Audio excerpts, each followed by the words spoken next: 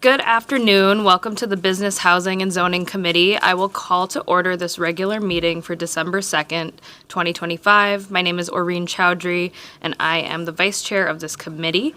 Before we begin the meeting, I want to remind everybody that these meetings are broadcast live to enable greater public participation. They include real-time captioning to increase the accessibility of our proceedings to the community. Therefore, all speakers need to be mindful of the rate of their speech so that our captioners can fully transcribe all comments for the broadcast. We ask all speakers to moderate their speed and clarity of their comments. Members, we will be using speaker management for this meeting, so please make sure you are signed in. At this time, I will ask the clerk to call the roll so we can verify a quorum. Councilmember Vita. Present. Cashman. Present. Jenkins is absent. Chavez. Present. Vice Chair Chowdhury. Present. Chair Osman is absent. There are 4 members present. All right, let the record reflect we have a quorum. I will also note that Councilmember Osman, Chair Osman, is away for a part of this meeting because he is at a press conference, and he will be joining us shortly. Our agenda is in front of us, and we will begin with the consent agenda. Item number 11 is approving 6 liquor licenses. Item number 12 is approving 8 liquor license renewals. Item number 13 is approving 1 gambling license. Item number 14 is approving a building permit extension for Silva on the River.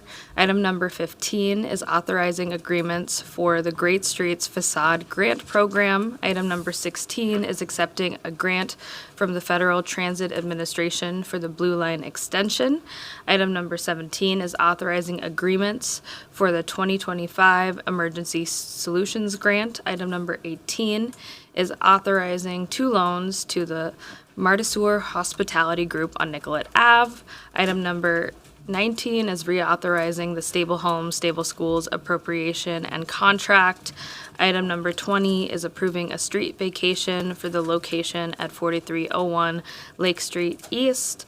Item number 21 is authorizing a settlement of a loan to TLC Precision Technology. Item number 22 is authorizing a grant agreement with Certus Financial for rehabilitation at the Heritage Park. Item number 23 is approving Bruce Brunner to seat number 10 on the Minneapolis Advisory Committee on Housing. Item number 24 is authorizing a temporary construction easement at the Upper Harbor site. Item number 25 is approving an ordinance related to the minimum building height requirements in the zoning code. Item number 26 is receiving and filing the prolonged vacancy enforcement report. Item number 27 is authorizing a Great Streets gap loan to Newbie 314 Property Holdings. And lastly, item number 28 is receiving and filing a report related to pet restrictions and rental properties. With that, do any of my colleagues have any discussion or questions? I will recognize that Councilmember Jenkins has also joined us, and then I'll just quick speak to item number 19, which is reauthorizing the Stable Homes, Stable Schools appropriation and contract. I am authoring this resolution. This is taking a budget amendment from the 2025 budget that myself, Council President Payne, Councilmember Chavez authored to create a pilot program for Stable Homes, Stable Schools for middle school children and children at early age 0 to 5. Unfortunately, there is a fiscal cliff that the Stable Homes, Stable Schools program is currently facing, and this came to light earlier this summer. It was not something that was apparent to the city and our partners at Stable Homes, Stable Schools last year in our budget. And while we are regretful that we won't be able to expand the program to include middle school age children and early childhood children and families to the program, we want to make sure that the program is able to function and still support the thousands of families that are supported across Minneapolis Public Schools for elementary school-age children and their families. And I just wanted to make that comment because I felt that it was important to share that clarity, and also important for us to make plans into the future across government and in our communities to find ways to support expanding ways we can address homelessness.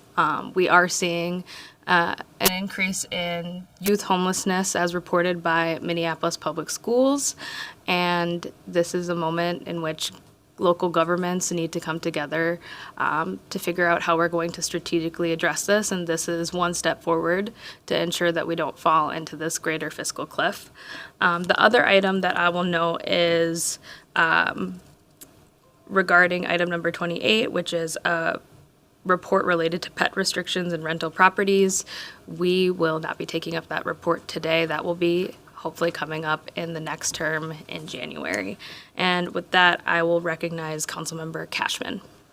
Thank you, Vice Chair Chowdhury, and I'm glad that you brought up the stable home, stable schools, and in a little while we'll have a public hearing on a family shelter application from Hennepin County, and I just think it's important that we're addressing this in collaboration with the county, so I thank them for that, and we'll be talking about that shortly. But I just wanted to take a second to thank the staff who worked so hard on the Ownership and Opportunity Fund loans and gap financing loans that we're hopefully approving today. I think this is just a really incredible program that the city has to help get ownership into the hands of BIPOC entrepreneurs in the city that can own their buildings and grow their businesses along the commercial corridors of our city. So thank you so much for putting those forward, and I'm happy to be supporting them today. Thank you, Councilmember Cashman. With that, I will move all items for approval and file items number 26 and 28. On that, all those in favor say aye. Aye. Those opposed say nay. The ayes have it and the motion carries. Now we will move on to our public hearings. Our first item today is for a liquor license approval submitted by Curioso Coffee Bar at 3001 Hennepin Avenue. I will have Beth Dominguez from Business Licensing to speak more on this item. Welcome up, Beth. Thank you, Chair and committee members. I am Inspector Beth Dominguez with Licenses and Consumer Services. I'm presenting an application for Curioso LLC, doing business as Curioso Coffee Bar, located at 3001 Hennepin Avenue South, Suite 1170 to 1175, Minneapolis, Minnesota, and that's in Ward 10. The applicant is requesting an on-sale wine, strong beer with limited entertainment license. If approved, they intend to provide acoustic music, organized meetups, instructional art gatherings, comedy shows, trivia, etc. This is located on the first floor of the 7 Points Mall and occupies 2 suites. It includes an area for seating and entertainment with a kitchen and bar for 35 patrons. Interior hours of operation are 7 a.m. to 8 p.m. Monday through Friday, and 8 a.m. to 8 p.m. Saturday and Sunday. Public hearing notices were sent to residents and property owners within 600 feet of the premises. Notices were also sent to South Upton Neighborhood and Business Association.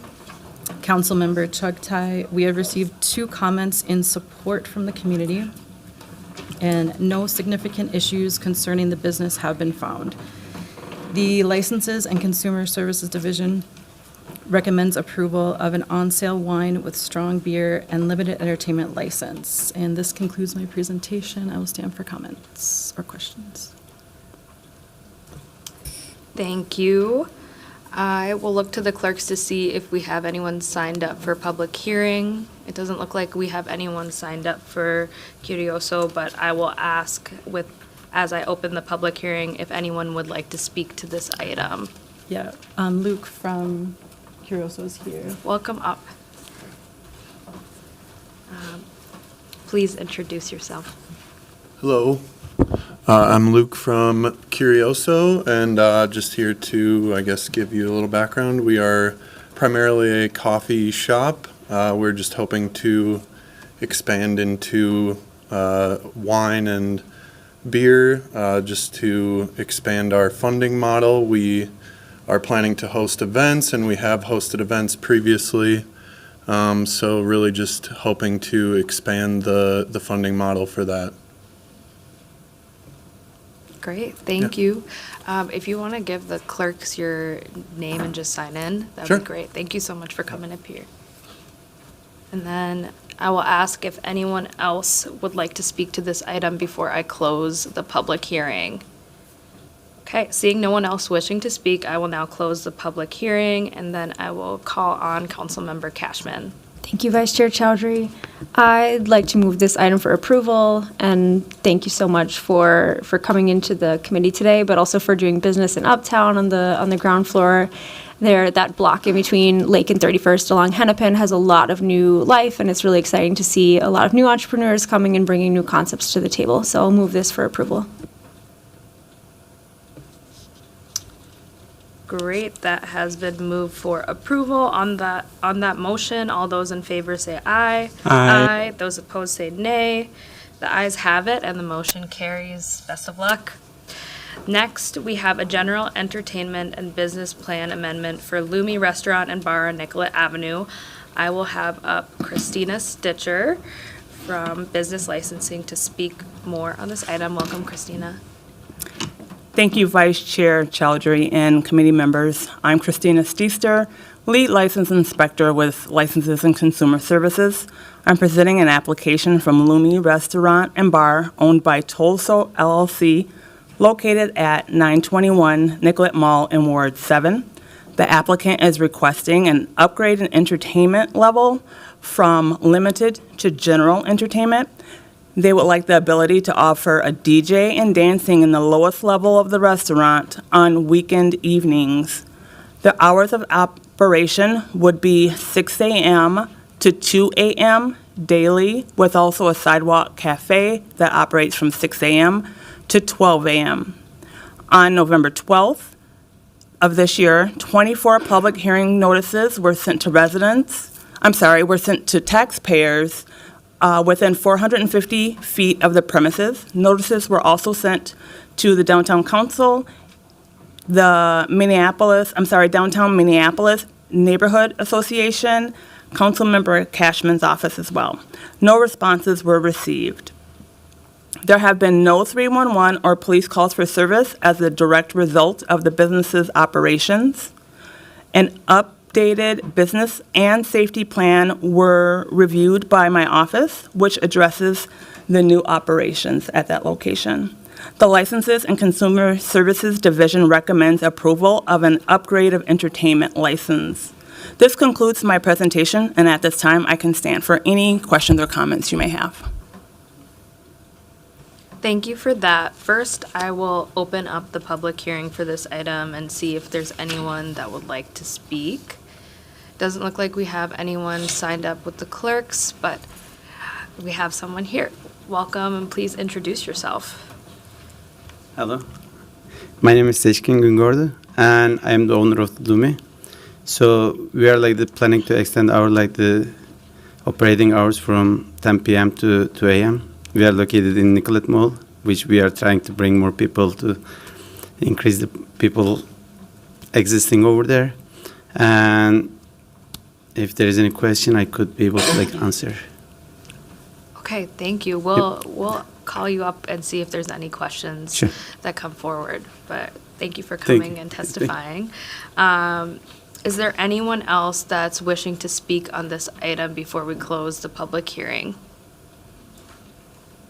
Okay, seeing no one else, I will close the public hearing, and I will now go to discussion, and I will call on Councilmember Vita. Thank you, Chair Chowdhury. Just a couple things. So I had folks reach out to me about when they received the notice for this, and it was over the holidays. They wanted to speak with staff about the safety plan and some other things. I did talk to Amy Lingo about the possibility of staff speaking with these community members who have businesses in the area. It's not that they're not supportive. They just wanted to have a conversation about the safety plan and some other things. So I was going to propose moving this forward without recommendation and hoping that staff could confirm that they will schedule this meeting with these community members, please. Sure. Christina. I received one question from a community member, but I answered the questions, and it was regarding whether or not a safety plan had been reviewed and so forth. We have no problem coordinating a community meeting with everyone. I was told that they didn't get the notice until a little bit later, possibly because of the holiday. If you could forward maybe that person's information and we can contact them, and I can contact the person that did contact me directly to try to arrange, make sure that they're not missed in scheduling a meeting, that would be great. Thank you so much for that. And I spoke with Amy Lingo earlier, and we talked about putting a list of folks together so we make sure that we get everyone included on this. Yeah, Thank we can you do that for so sure. much. Thank you. Great. Next, I'll call on Councilmember Jenkins. Thank you, Chair Chowdhury. I am in queue for Councilmember Rainville. Okay, welcome, Councilmember Rainville. Thank you. I'm just curious if staff could let us know, have the police signed off on the safety plan?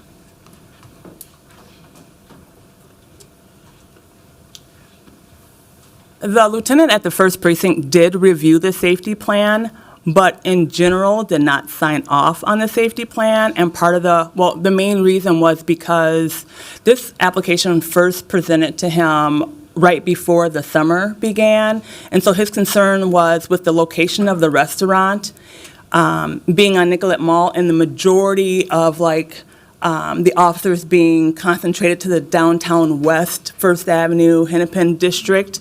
They wouldn't have the resources to cover this restaurant if things didn't go as planned. Because of that, I continued to work with the owner over the summer. We continued to update and revamp that safety plan, and then decided to wait into the winter time to actually put it into play so that they had a little bit of time to operate before the next summer happens, so that they can work out any bugs or kinks or anything like that that might arise. So that was the only reason why it wasn't signed off on by the police department. But the police department is aware that this would be going forward without their signature, even though we do recommend approval on it. Thank you. So your office recommends it, but the police do not? The police will not sign off on it.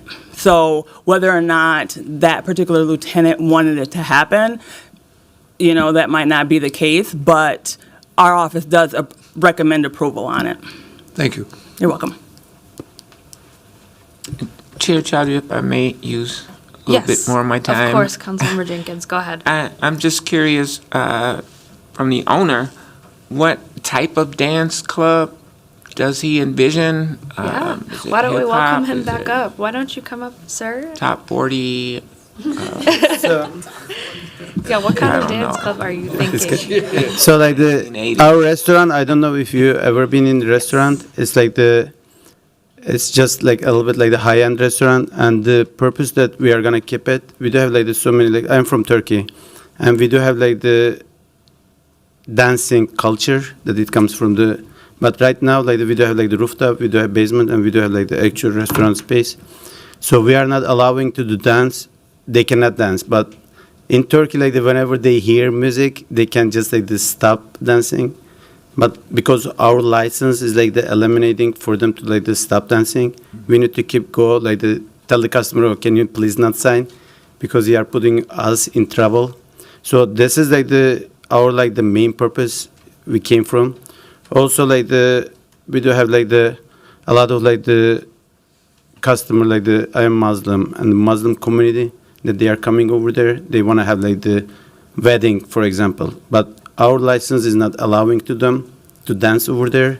So like this is keeping the, I mean like we are doing business and we are like keep like almost like the 50 people working over there for our restaurant. But limiting the getting more people over there is like just keeping like us going down and using like the space, not like the very So it's more cultural. correct the cultural, and it's even though if it's gonna be let's say like if it's gonna be nightclub, it's not gonna be just regular nightclub. It's gonna be all dress code like the high end nightclub as well. Thank you. You're welcome. Thank you. Any Yeah. other question? I don't think there are any other questions. I have myself in queue, and I think you answered a key component of that. So I don't have any questions for you. I'll just say I think it's helpful to understand kind of like the purpose of the dancing and the later night events. It sounds like trying to be more of a cohesive event space, and also like you're having people already dance in your restaurant, you have to tell them to stop, and trying to create that type of space. I will say I have patronized your business many a time. It is like a very lovely sidewalk cafe, great activation, great food, and I don't envision this becoming a rowdy nightclub based off of the restaurant experience that I've had. And I also will note, like, I asked similar questions as you as Councilmember Rainville on the safety plan, and it's my understanding it's not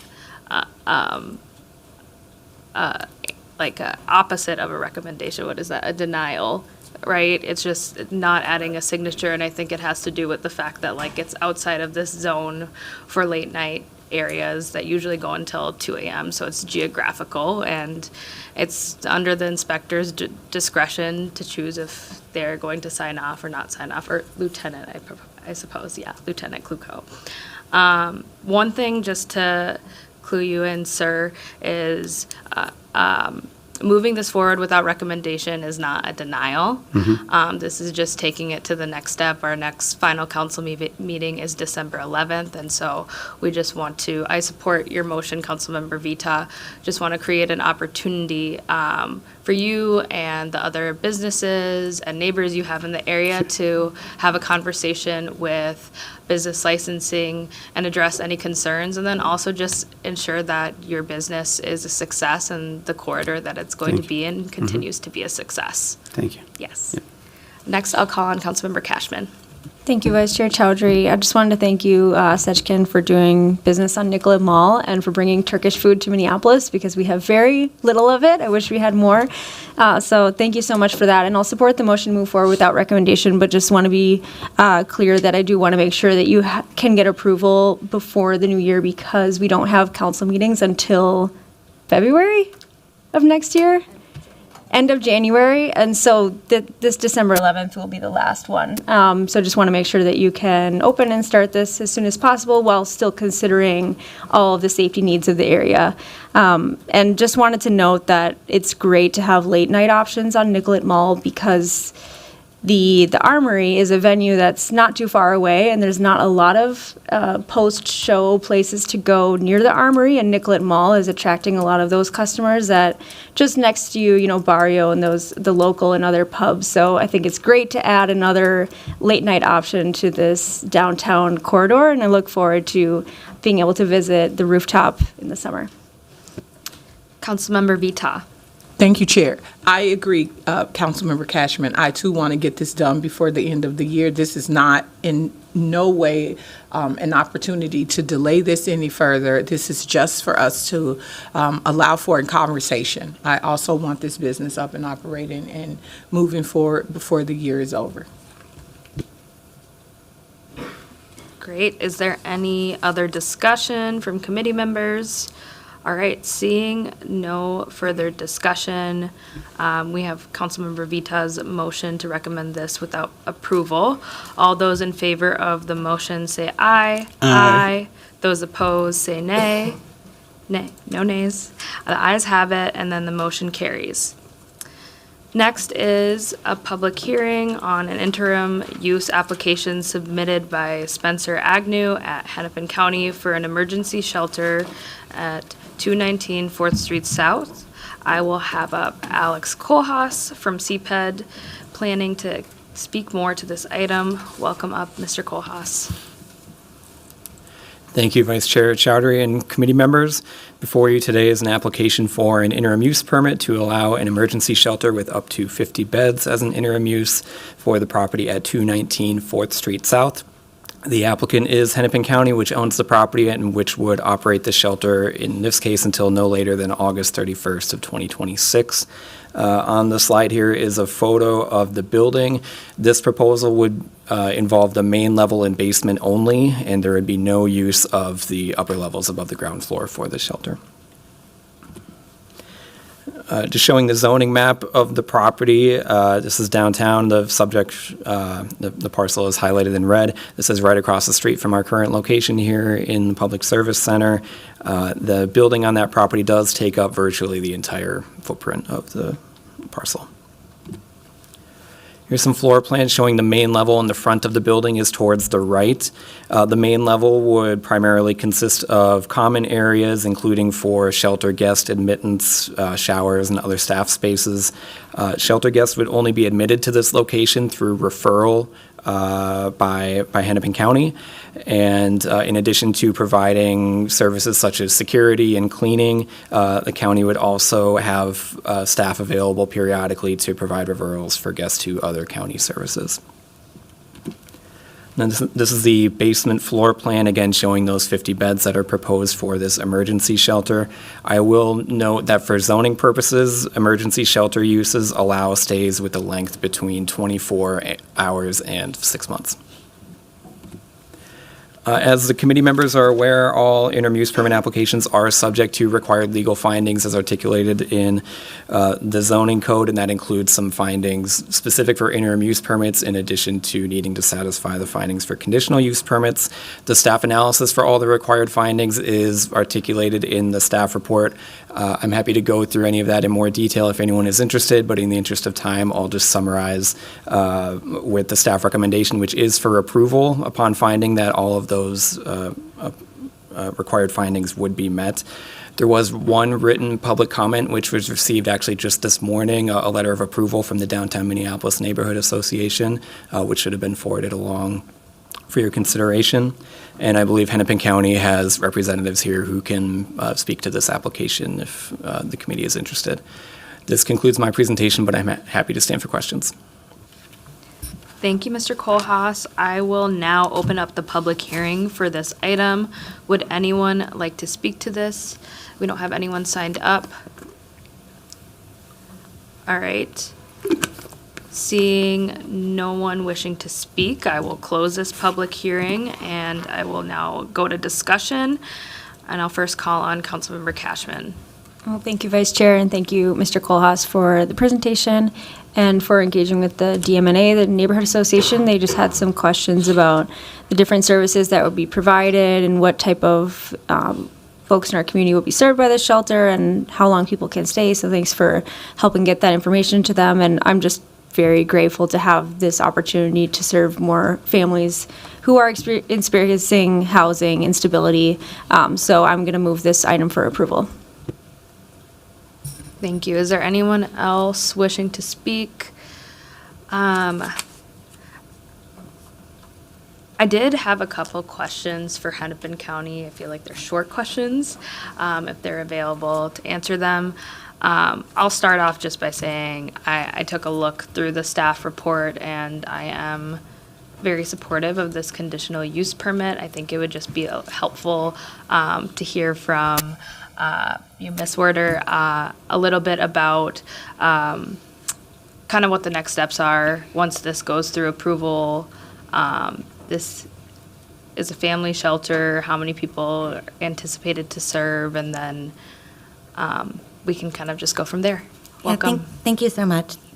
We have, it's a first stop for families, so we are a shelter all policy, we have a shelter all policy for families in Hennepin County, and the goal is for no child to sleep outside.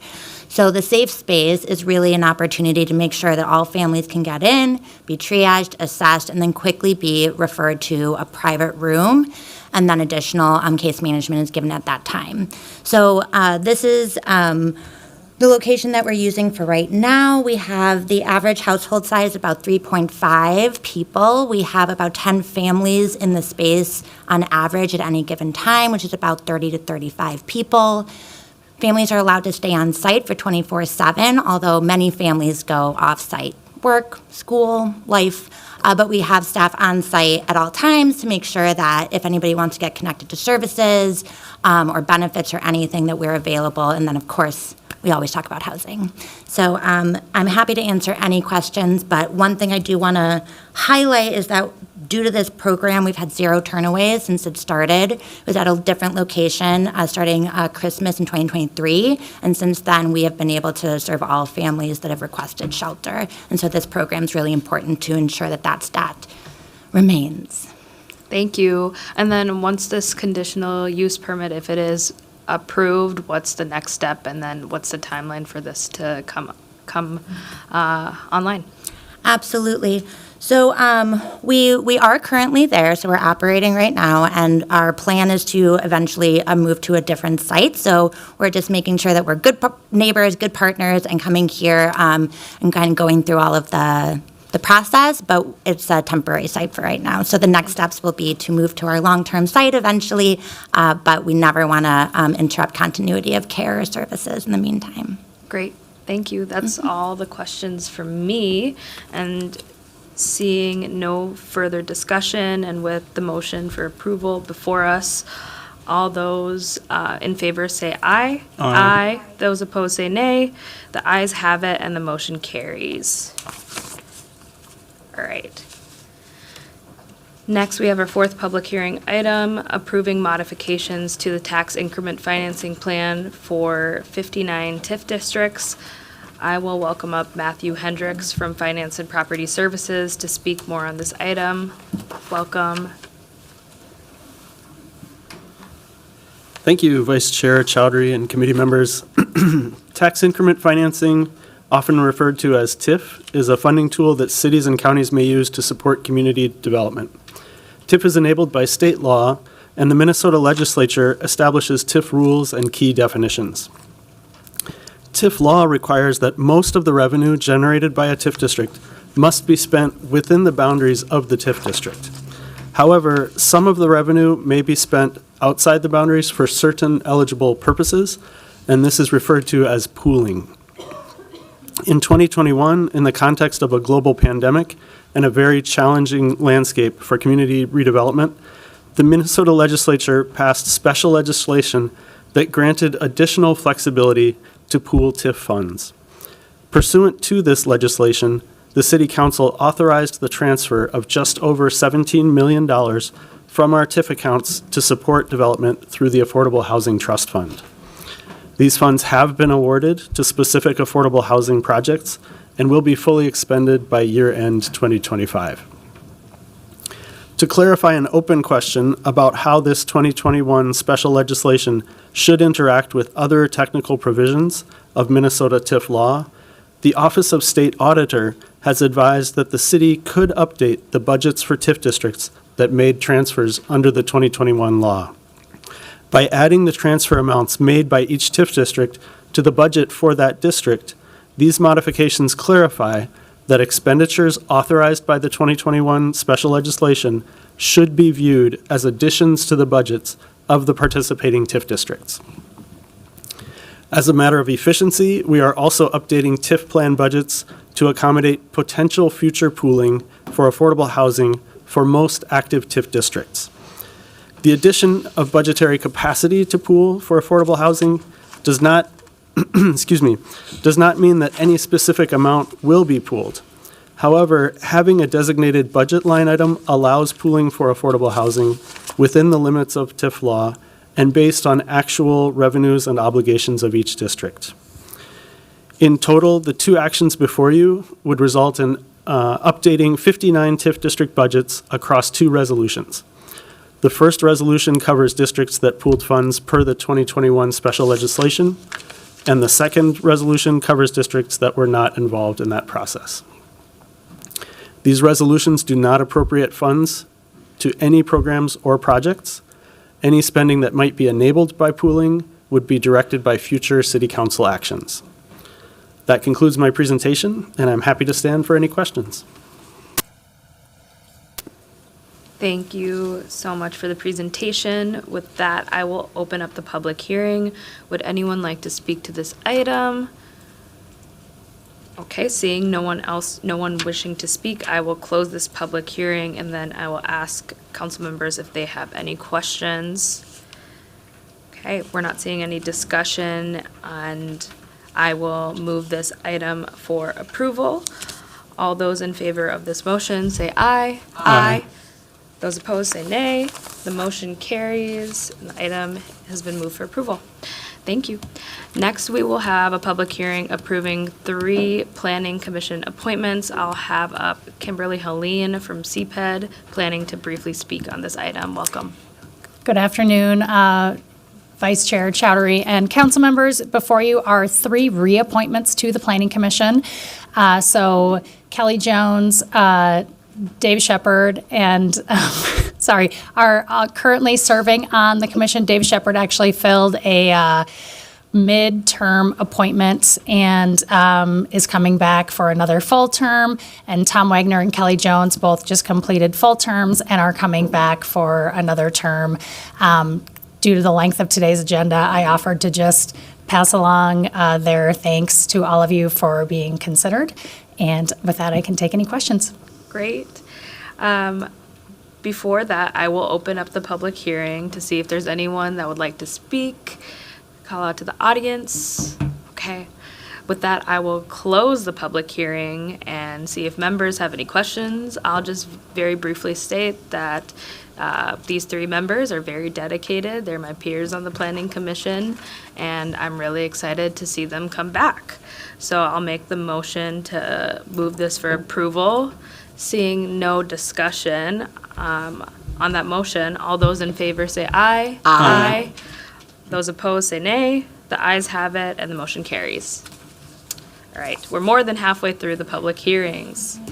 Next, we have a public hearing for a property assessment for clean energy located at 222 9th Street South. I'll have Becky Shaw from CPED to speak more on this item. Welcome, Becky. Thank you. Good afternoon, Vice Chair Chowdhury and committee members. I'm Becky Shaw from Business Development. You have before you a request to pass a resolution to adopt and levy an assessment and adopt the assessment role for PACE Energy Financing at the 222 property located at 222 9th Street South. You also have before you a request to authorize an amendment to the related joint powers agreement with the St. Paul Port Authority for the PACE program. The 222 property is a 41-story commercial building with over 720,000 square feet of rentable space and 4 levels of below-ground parking. The 222 building, through their real estate entity, has requested PACE financing for a portion of a major retrofitting and energy efficiency improvement project. The project includes $31.7 million in improvements such as HVAC modifications and replacements, insulation, lighting, heat recovery, water use, efficiency improvements, automatic energy control systems, and a new chiller system. The St. Paul Port Authority administers the PACE program for multiple jurisdictions throughout Minnesota, including the city of Minneapolis. St. Paul Port Authority has approved $12.5 million in financing for a portion of the property improvements. The loan will be repaid through a special assessment placed on the property by twice annual payments over 30 years starting in January of 2027. The City of Minneapolis will receive special assessment payments from Hennepin County, then remit the payments back to St. Paul Port Authority as outlined in the joint powers agreement between the city and the Port Authority. In addition, prior to placing the special assessment, the city and St. Paul Port Authority will execute an amendment to our current joint powers agreement to align with PACE programmatic and eligibility language passed by the Minnesota State Legislature in 2023. And I do have an individual here from the St. Paul Port Authority. That concludes my presentation, and I'll stand for any questions. Thank you so much, Ms. Shaw. With that, I will open up the public hearing and see if anyone would like to speak to this item. Great. Seeing no one wishing to speak, I will close this public hearing and ask members if they have any questions or comments for discussion. Okay. I am not seeing anyone in discussion, so I will move this item for approval. On that motion, all those in favor say aye. Aye. Those opposed say nay. The ayes have it and the motion carries. Next, we have a public hearing for an amendment to the land sales side yard program properties resolution to add 2 properties. I will have Nareen Siavong from CPED Housing up to speak more on this item. Welcome. Thank you. Good afternoon, Vice Chair Chowdhury and council members. My name is Nareen Siavong. I am a supervisor with CPED Real Estate Services in the Housing Division. So I'm here to provide information on the public hearing to consider the amendment to the land sale side yard program properties resolution to add 2 properties, 2 side yards. We considered, 1900 Penn Avenue North and 2756 Queen Avenue North. They're both in the 5th Ward, Jordan and Willard Hay neighborhoods. Some background information. On January 23rd, 2016, the City Council approved the resolution authorizing the side yard program for sales of certain side yard properties without identified buyers. And these side yards are to be sold to the adjacent neighboring property owner. And this public hearing is to consider adding these 2 properties, 1900 Penn Avenue North and 2756 Queen Avenue North. That completes my presentation, and I can take any questions if there are any. Thank you, Mr. Siavong. I will first open up the public hearing and see if there's anybody that wishes to speak to this item. Seeing no one wishing to speak, I will close this public hearing and see if there's any questions from council members. Seeing none, thank you for your work on this and the presentation. I will move this item for approval. On that motion, all those in favor say aye. Aye. Those opposed say nay. The motion carries. Thank you very much. Thank you. All right, public hearing, item number 8.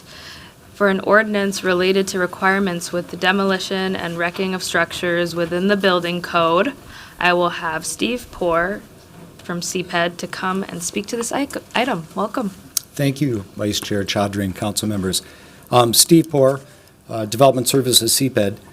Today and before you, we're going to amend the wrecking permit ordinance. We had some recent events this year that identified some gaps in maybe public noticing. So the heart of this ordinance is really to kind of bring it in line with the construction management agreement ordinance that gives a broader notice when there's going to be a demolition of a property under the CMA, as we call it. Single-family homes that are going to be demolished send out a 350-foot mailing to the adjacent properties to let them know what's coming. Similarly here, we want to give better notice to residents. We're trying to make a better effort to contact non-property owner residents in the areas with a particular attention to looking at sites that may have possible contamination on site, or it had some type of state environmental permit, an air permit, a local permit, or that had hazardous waste that had been identified being stored on the site. With that, we will partner with our colleagues in the health department to identify possible sites that would require extra review to ensure that there's to mitigate any environmental nuisance that may occur from the demolition of the property. One of the things we learned over the summer is that we have to monitor high winds. So we've got a clause in there that talks about when the winds are exceeding 15 miles an hour that demolition would need to stop. And if there's additional mitigation that's required, plans would be reviewed by the health department that would be able to place conditions on the wrecking permit before it's issued. So that's what I have today, and I'd be happy to stand for questions. Before we go to questions, I will open up the public hearing to see if anyone would like to speak. It doesn't look like we have anyone signed up. Okay, seeing no one wishing to speak, I will close the public hearing and I will call on Councilmember Chavez to speak to this ordinance. Thank you, Chair Chaudhary, and thank you for the presentation, Steve. In 2025, there were some wrecking permits issued for Smith Foundry, an industrial and commercial site, where nearby residents were not aware of a prior demolition work commencing. This site had a particular history with environmental concerns, and the demolition process became a great concern for the surrounding communities. Specifically, there were concerns with residents that the property surrounding the demolition sites were not given prior notice to the work commencing, and that no information regarding environmental mitigation was available to share. In response to those concerns, community members, neighborhood associations, folks in Phillips came together with our city staff and worked together on an internal work group to come up with recommendations where both our staff and the community were able to come together to bring this ordinance forward. And I just wanted to mention that because I think it's important to recognize that both our teams here at City Hall, our city staff, along with the community members, were able to collaborate on this ordinance to rectify an issue that we identified last year. The proposed amendments are aimed at broadening the notice of a wrecking permit application being submitted from only noticing immediate adjacent property owners to the property owners within 350 feet of the subject property.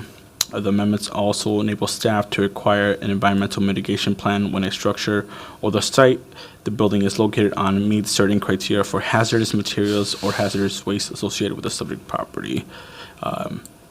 I appreciate the change with the wind, and which can cause more pollution into our neighborhoods, particularly in Phillips, where the work for this ordinance began. So I just want to thank our staff for working closely on this, and I also want to give a big shout out to the community who pushed us all year long on making sure this happened. So I'll move approval of this ordinance. Thank you, Councilmember Chavez, and maybe we could amend your motion a little bit to move approval for item number 8 on the agenda, to amend the ordinance and returning to author of considerations of changes from chapter 599. Correct. Thank you. Wonderful. I'll next call on Councilmember Cashman. Thank you, Vice Chair, and thanks for your work on this, Mr. Poore and Councilmember Chavez.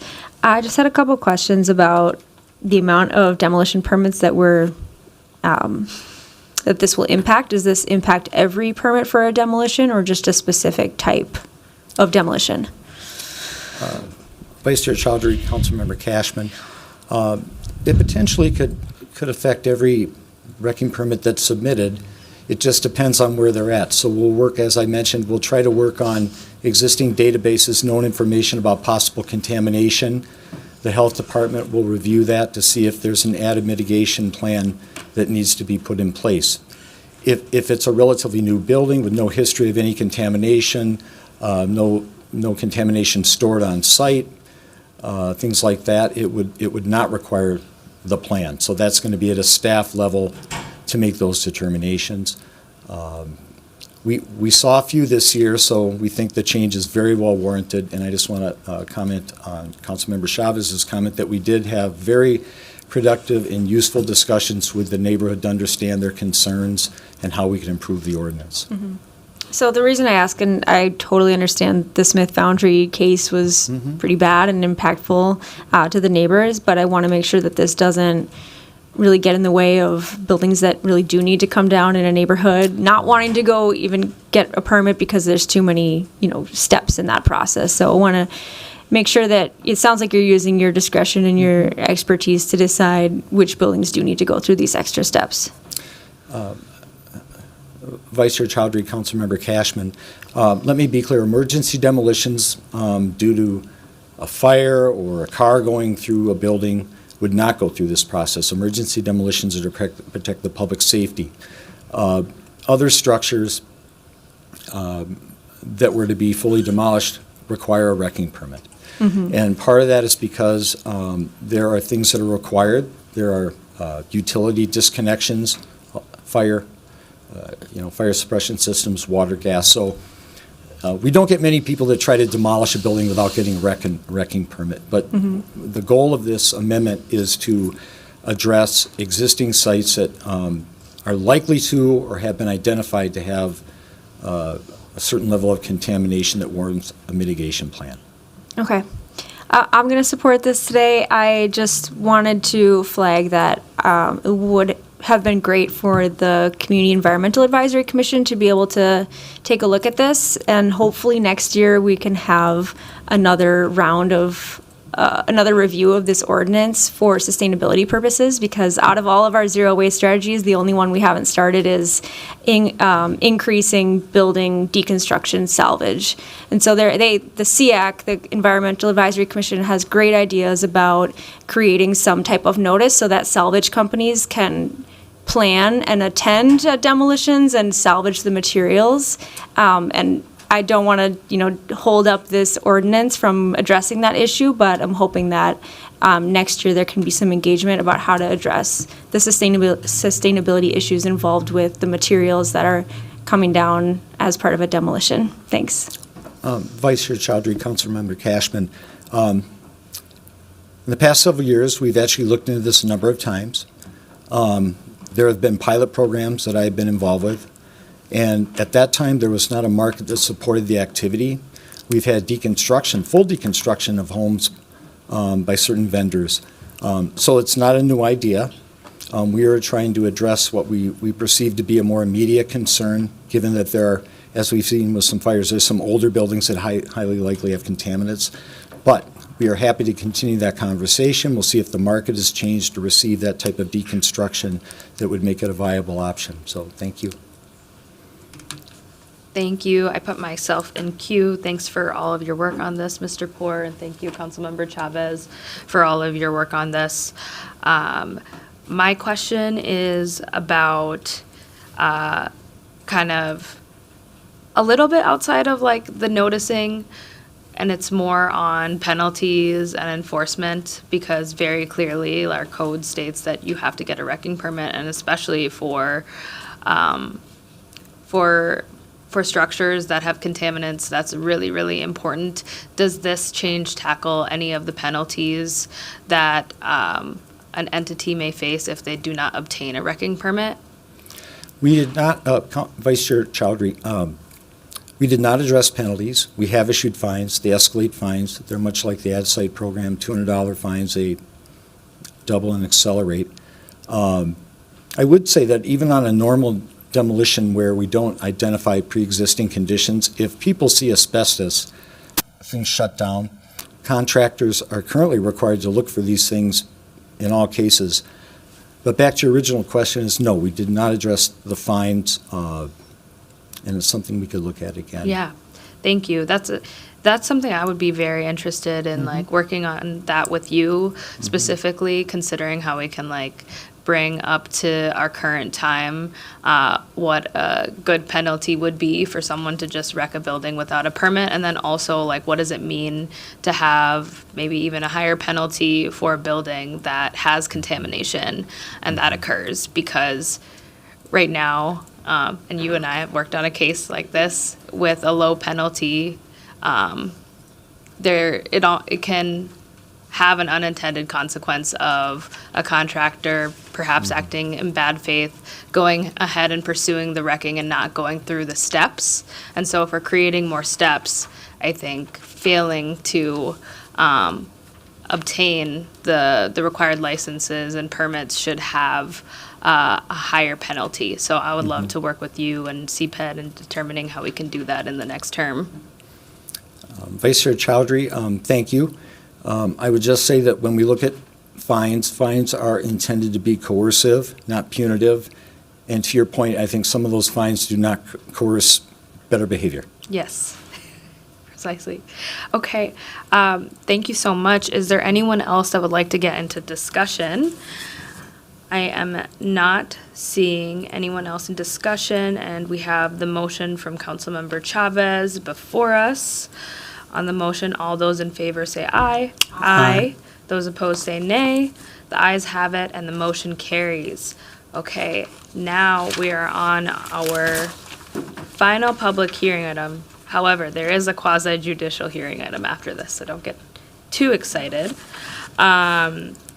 We have a public hearing on an ordinance entitled Tenant Protections, Tenant Opportunity to Purchase, which will be related to the housing code. I wish to make some remarks before opening up the public hearing. So thank you to all of our community members and stakeholders for taking the time to attend our community's Business Housing and Zoning Committee meeting to share public testimony on the proposed Tenant Opportunity to Purchase ordinance. I want to share some remarks on behalf of the authors of this ordinance, Councilmember Ellison and Council Vice President Chugtai, who do not serve on this committee. From them, Tenant Opportunity to Purchase ordinance is not a radical departure, as some have suggested. It is a practical, proven policy tool used around the country to curb displacement and create fair opportunities for renters who rarely get a seat at the table when buildings change hands. Minneapolis renters, particularly low-income households, Black, Native, and immigrant families, face disproportionate housing instability and exclusion from home ownership pathways. Tenant Opportunity to Purchase offers them a meaningful chance to stay in their homes, build collective power, and in some cases, take steps towards ownership that the market almost never makes available to them. It is fundamentally an anti-displacement policy rooted in fairness, stability, and wealth building. While this policy has been diligently crafted by our teams, stakeholder engagement, community feedback, and staff buy-in as crucial ingredients in good policy making, and this policy is in conclusion, this policy is in need of more time beyond this current council term to execute all of the parts that are necessary. Therefore, the co-authors are not recommending a vote to occur by the end of term.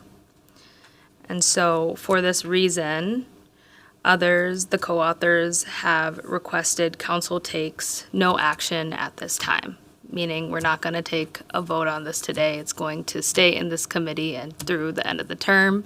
And what does that mean in terms of the functions of this council?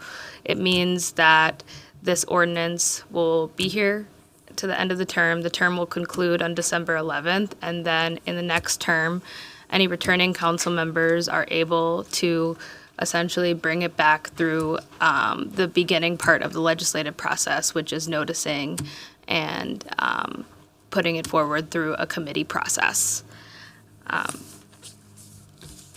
With that, we aren't receiving a staff presentation. However, if members are interested in asking any questions of staff, they're welcome to do so.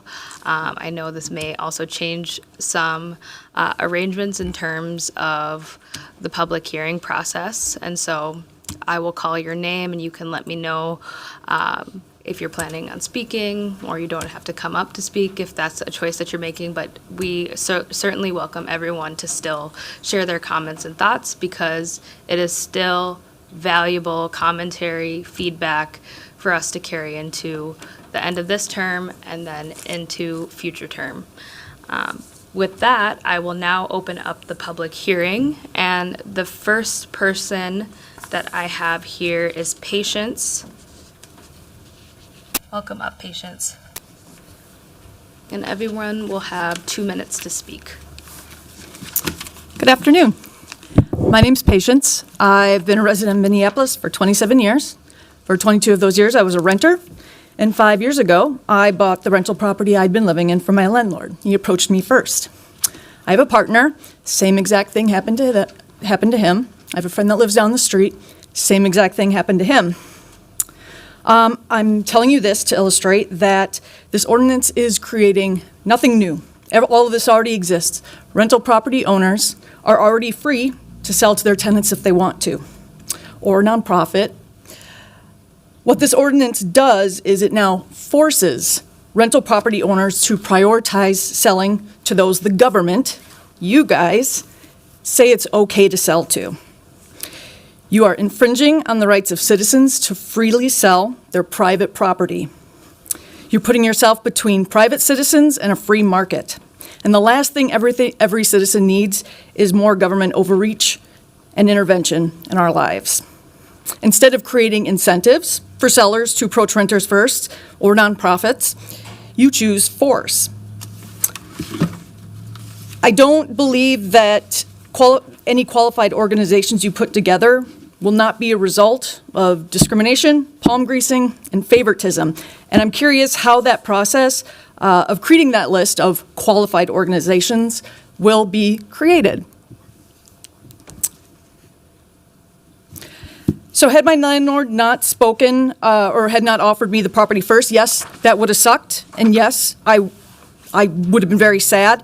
But it was none of my business who he sold to. I believe that then, and I believe that now. And it's also none of your business. And just FYI, I have no skin in this game. The property I own is exempt from this ordinance, so it affects me neither way. Thanks. Thank you. Next, I will call up Miles Artis.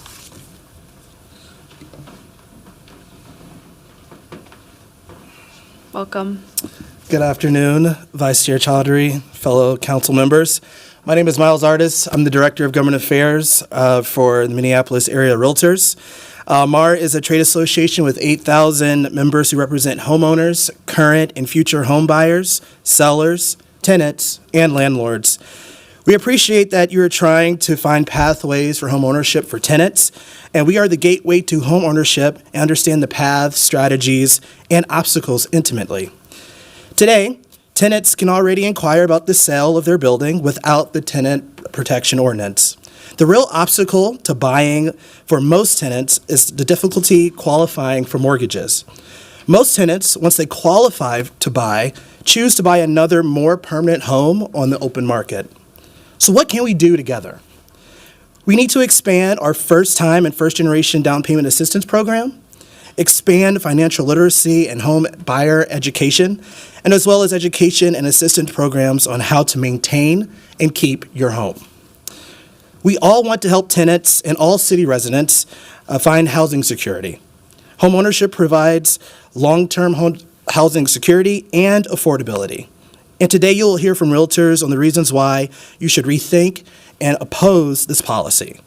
So let's continue to work together and on city programs and advocate together for county, state, and federal programs to help our communities obtain homeownership.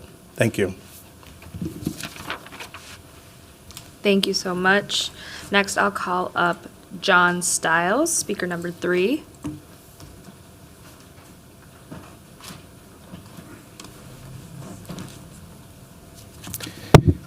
Thank you, Vice Chair Chaudhry and committee members. My name is John Stiles. I come to you from experience as being a renter in Minneapolis for many years, followed by being a rental property owner for many years. In addition to that, I am a realtor who focuses on selling rental properties in the city. So my concern is simple. This ordinance makes it extraordinarily difficult to sell a rental property in the city. A normal sale can take 30 to 60 days. There are, of course, some variables. But under this ordinance, the stacked time frames for tenants and qualified organizations can easily stretch that to 8 months or more. In that time, financing collapses, other buyers walk away, and 1031 exchanges die. This will accelerate the exodus of good local rental housing providers from our city. On top of that, this ordinance creates a new valuable right for tenants that did not exist previously. The minimum $8,500 buyout proves that if a tenant can charge $8,500 to waive their rights, then that value had to come from somewhere. It came from the existing property owner, and not by choice. It came by force from the city. This is not fair. It will not be effective, and it will reduce, not expand, affordable housing in the city. So I respectfully urge you to not further consider this ordinance, but rather reconsider other opportunities that are already in place, and I'd be happy to be a resource for those. Thank you very much. Thank you very much. Speaker number 4 is Ray Peterson.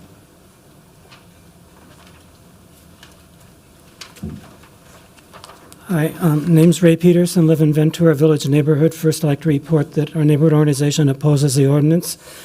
I also oppose the ordinance, and my comments are personal, not from the neighborhood organization.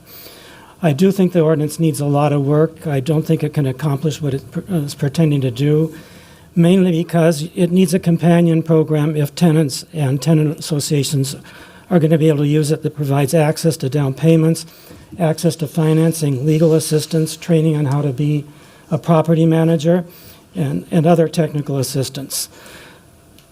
I also think that there's problems with deciding who's qualified organizations are. We have a number of both profit and nonprofit low-income housing providers who may qualify for being an organization such as this, who are horrible landlords. And you're not, by allowing these organizations to purchase the property, you're not doing the tenants any good.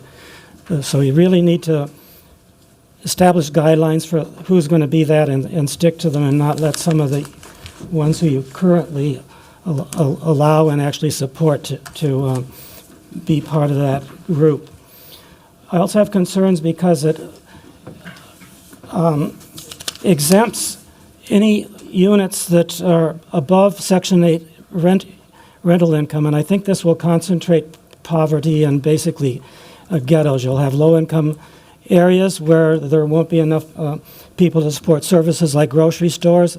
I think you need to look at where the units that are affected by this ordinance are located, and if there's any geographic and also racial discrimination. Those are my main points. I have 7 total. I've submitted them in writing, and they're basically things I think that could improve the ordinance or need to be looked at. Thank you. Thank you. Next is speaker number 5, Pat Paulson.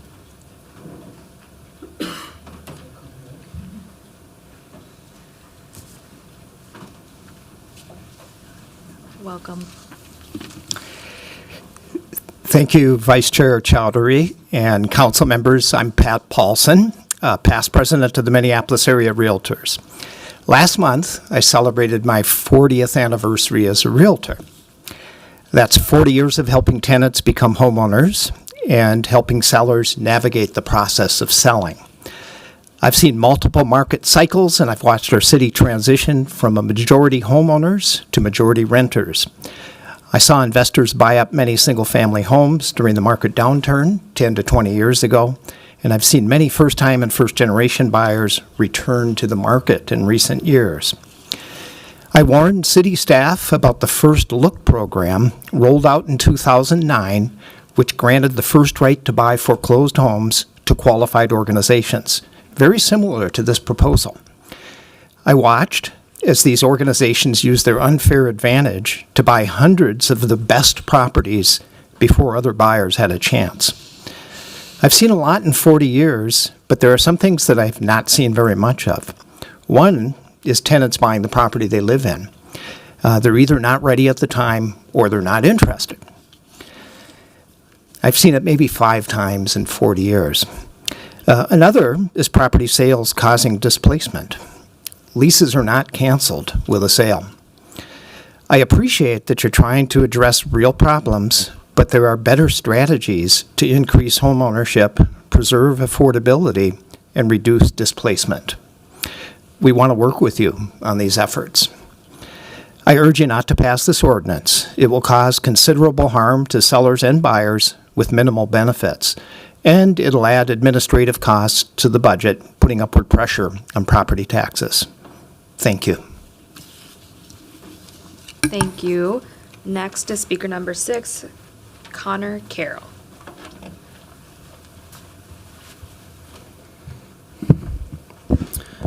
Vice Chair Chowdhury and committee members, my name is Connor Carroll. I live in Kingfield in the 8th Ward. I've been a renter in Minneapolis for 10 years. I'm really comfortable in my apartment now, and I would like to stay there for many more years to come.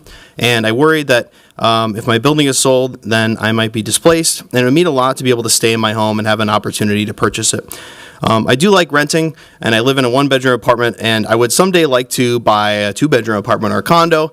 And about once a year or so for the past decade, I'll go on Zillow and check and see if I can afford a two-bedroom condo in my neighborhood or nearby. And every time I check, it's like, okay, I can't afford anything because the mortgage would be 2 to 3 times my current monthly rent. So maybe someday. But in the meantime, I'd be in a much better position to buy my current smaller apartment, which is in an older building.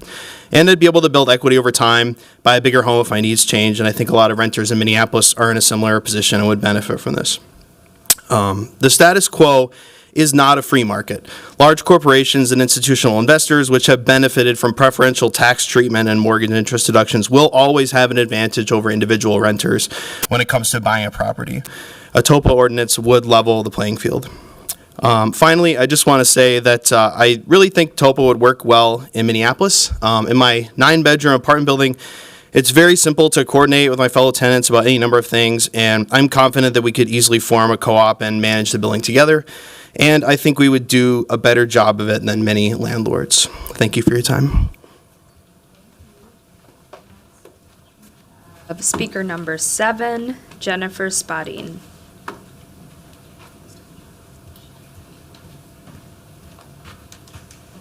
Good afternoon. Madam Vice Chair Chowdhury, members of the committee, my name is Jennifer Spadini. I'm a proud resident of the City of Minneapolis, Ward 7, and I'm a property manager in the Twin Cities area focusing on apartment buildings, 10 units and less. My first concern is the buyout provision. The ordinance is a minimum of $8,500 or 3 months rent. That's a high floor for a small property owner. It's also not clear what happens when people share a unit. This creates confusion, leading to risk for both the resident and the property owner. A simple voluntary agreement would be more appropriate here. Second, the exemptions. A 5+ unit is only exempt if it has had no units at or below 50% of area median income for the last 5 years. That means if you have one resident that's long-term, lower rent resident in a market rate building, that would trigger full ordinance. The messaging to the small owner is raise the rent or you will be penalized. That's all for my comments. Thank you. Thank you. Next, we'll have up speaker number 8, Will O'Keefe.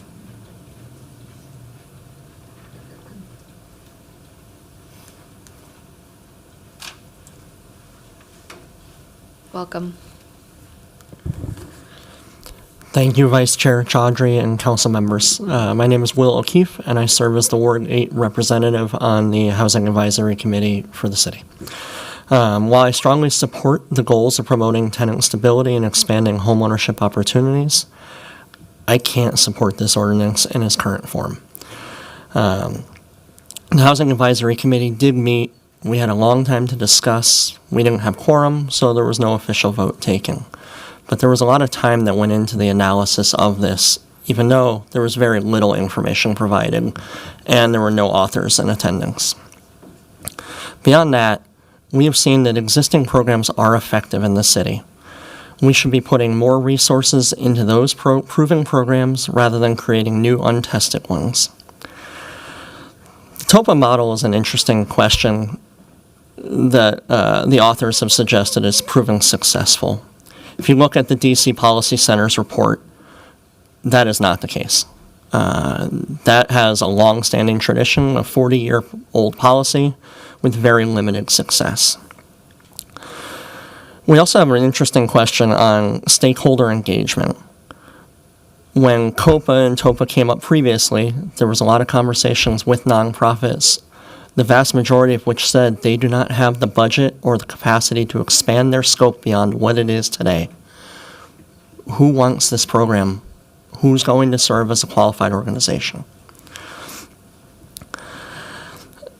There have been other people to speak on the proposed inefficiency of the stacked timelines. I would also argue in listening to city staff during the Housing Advisory Committee meeting, it was also clear that there hasn't been a budget or a fiscal note study done, nor an analysis on the impact to the city staffing.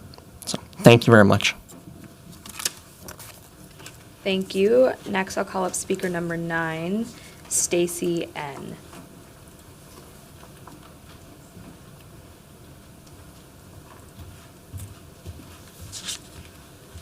All right, welcome up. Thank you. Greetings, Vice Chair and members of the committee. My name is Stacy Niemeyer. I serve as a Senior Vice President of Property Management at Bader Management. We're a multi-generational, family-owned real estate firm founded in 1964, managing multifamily housing around the Twin Cities. Today, we manage nearly 15,000 apartment units, and they run the gamut from tax credit properties to NOAA to luxury across apartments, townhomes, senior communities, and student housing. Bader Management strongly supports the goal of promoting tenant stability and expanding home ownership opportunities in Minneapolis. However, after careful review, we have significant concerns about the ordinance as currently proposed. We do not believe it will achieve its intended outcomes. While there's a number of things I find concerning with the ordinance, I believe the long timelines central to the plan are particularly problematic, both for property owners and for management staff.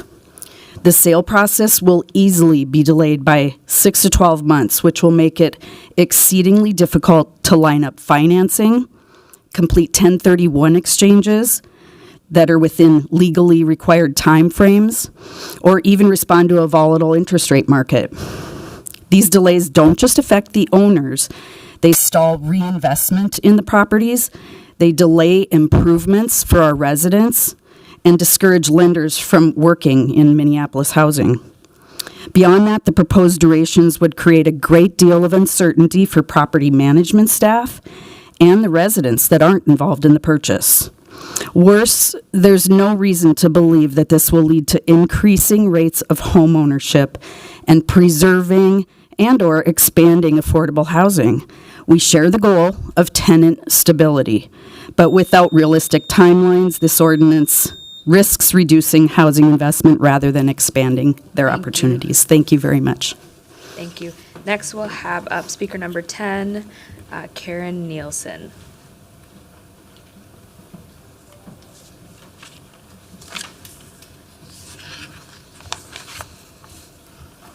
Welcome.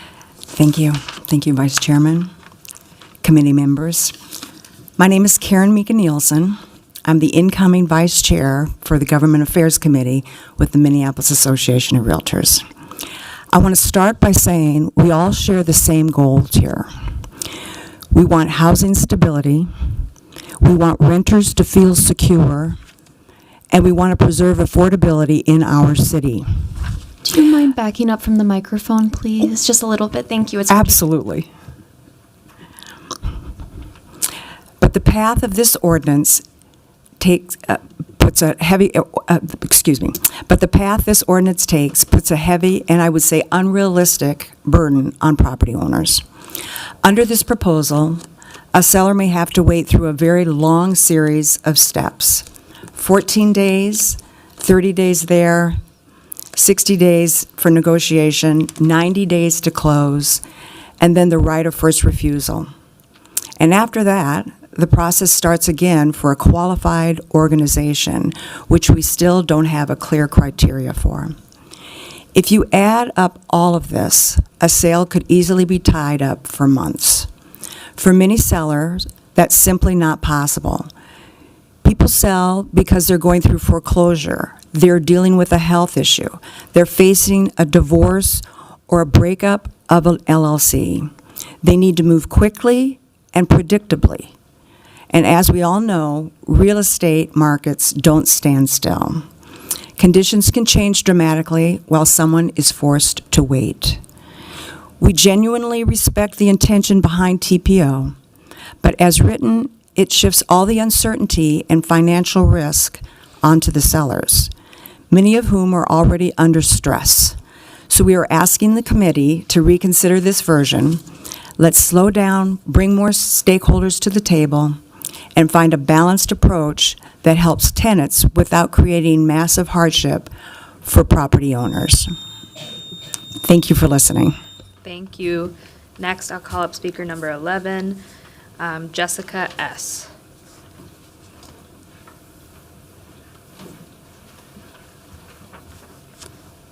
Welcome. Thank you, Vice Chair, council members. My name is Jessica Sheminsky, and I'm a policy attorney from the Housing Justice Center and a homeowner in Ward 9. Housing Justice Center appreciates the city creating opportunities and pathways for renters to stabilize their homes and build community ownership. The time to pass this policy was yesterday. Minneapolis renters have been pushing for this for over 7 years, and countless properties are being lost to corporate interests in the meantime. TOPA policies have a proven track record of success. In DC, an average of over 1,100 affordable units were preserved or created each year from 2006 to 2020. Naysayers of TOPA will claim that the policy doesn't work, but the numbers show otherwise. We support the passage of this policy, but urge the council to implement several improvements that will make TOPA actually effective for the Minneapolis renters who need it most. First, we encourage the council to remove the complicated affordability-based exemptions currently included in the draft ordinance. All Minneapolis renters deserve the opportunity to purchase. No other TOPA or COPA policy in the country exempts buildings based on affordability levels, and Minneapolis should not set that precedent. This exemption creates confusion, narrows impact, and undermines the core goals of the policy. If the council is implementing affordability-based exemptions, then a rent registry would be essential in implementation. Second, we ask that the policy language is clear and easy to understand for everyone, with straightforward rules and strong enforcement mechanisms, so renters and landlords alike know what their rights and obligations are, leaving no room for confusion or loopholes. And finally, TOPA policies are most impactful when paired with robust supports for tenants. We urge the council and the city to pair TOPA with dedicated funding and resources for tenant organizing and legal assistance, grants, and affordable financing to help with acquisitions and rehabilitation, and long-term technical support for sustainability. Thank you. Thank you so much. Next, I'll call up speaker number 12, Kathy Bennett.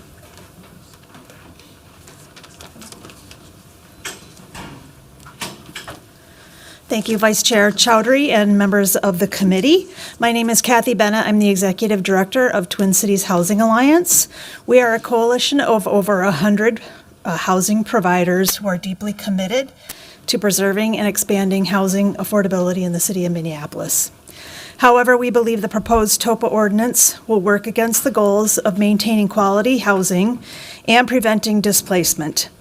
The ordinance risks slowing property sales, discouraging investment, and making it harder to maintain and improve affordable homes. The ordinance also places heavy burdens on the nonprofit providers who lack the resources to acquire properties at the scale envisioned. The real barriers for tenants are financing and support, not the first right to purchase. Instead, we urge the city to strengthen proven programs like the Voluntary 4D Initiative, invest in first-time buyer resources, and fully leverage existing policies and programs.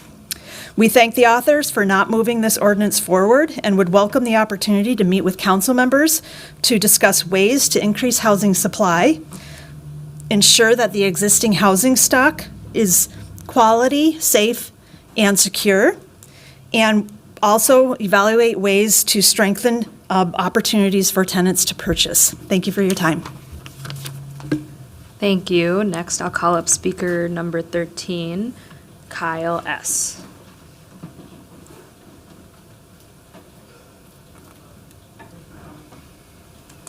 Welcome. Hey, thank you, Vice Chair and council members. My name is Kyle Sinochinski. I am the incoming chair of the Governmental Affairs Committee at the Minneapolis Association of Realtors, and we oppose this ordinance. We feel that we have very similar goals to be accomplished, but we don't think that this ordinance is the way to accomplish those things. With This ordinance is going to cause a lot of harm to sellers as well as buyers. The sellers, with the extended timelines that this is going to cause transactions. The survey of thousands of home sellers by the National Association of Realtors found that 15% of sellers had a very urgent need to sell quickly, and another 42% had a somewhat urgent need to sell within a few months. So this, having significant time delays, would put sellers at risk, as well as this harming buyers. In reality, most buyers don't purchase their rental home, although those rentals typically go to the open market. The landlord can offer that sale to the buyer or to the renter. But because of, oftentimes they don't buy their home, and so this ordinance basically goes into a qualified organization, and in 2009, they passed the qualified organization, the first option to purchase, and because of that, they bought up all the best properties and took inventory, much needed inventory off the market.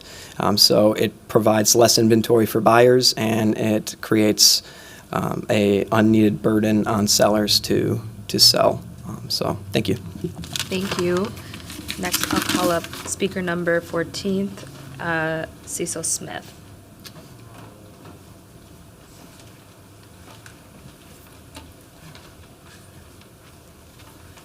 Welcome. Thank you. Vice Chair and members of the committee, my name is Cecil Smith. I reside in Ward 1, and I am President and CEO of the Minnesota Multi-Housing Association. I appreciate the opportunity to testify today. MHA is strongly opposed to the ordinance because the net effect does not help renters and does lasting damage to the Minneapolis housing market. I want to highlight two serious problems with this ordinance as proposed. The timelines mean that a standard transaction that can now be executed in 30 to 60 days could be pushed out to almost a year. This inability to close transactions in a timely fashion would severely limit the buyer pool. Furthermore, aggressive enforcement tools, including rescission of transactions, will deter buyers and even title insurers. The result of these two factors is lower sales prices, a long-term erosion of quality housing, and a shift of property taxes onto homeowners. I urge the committee to disavow TOPA. It is a policy that does not work and would limit future housing opportunities in our city. Thank you. Thank you. Next, I'll call up speaker number 15, Nils Snyder.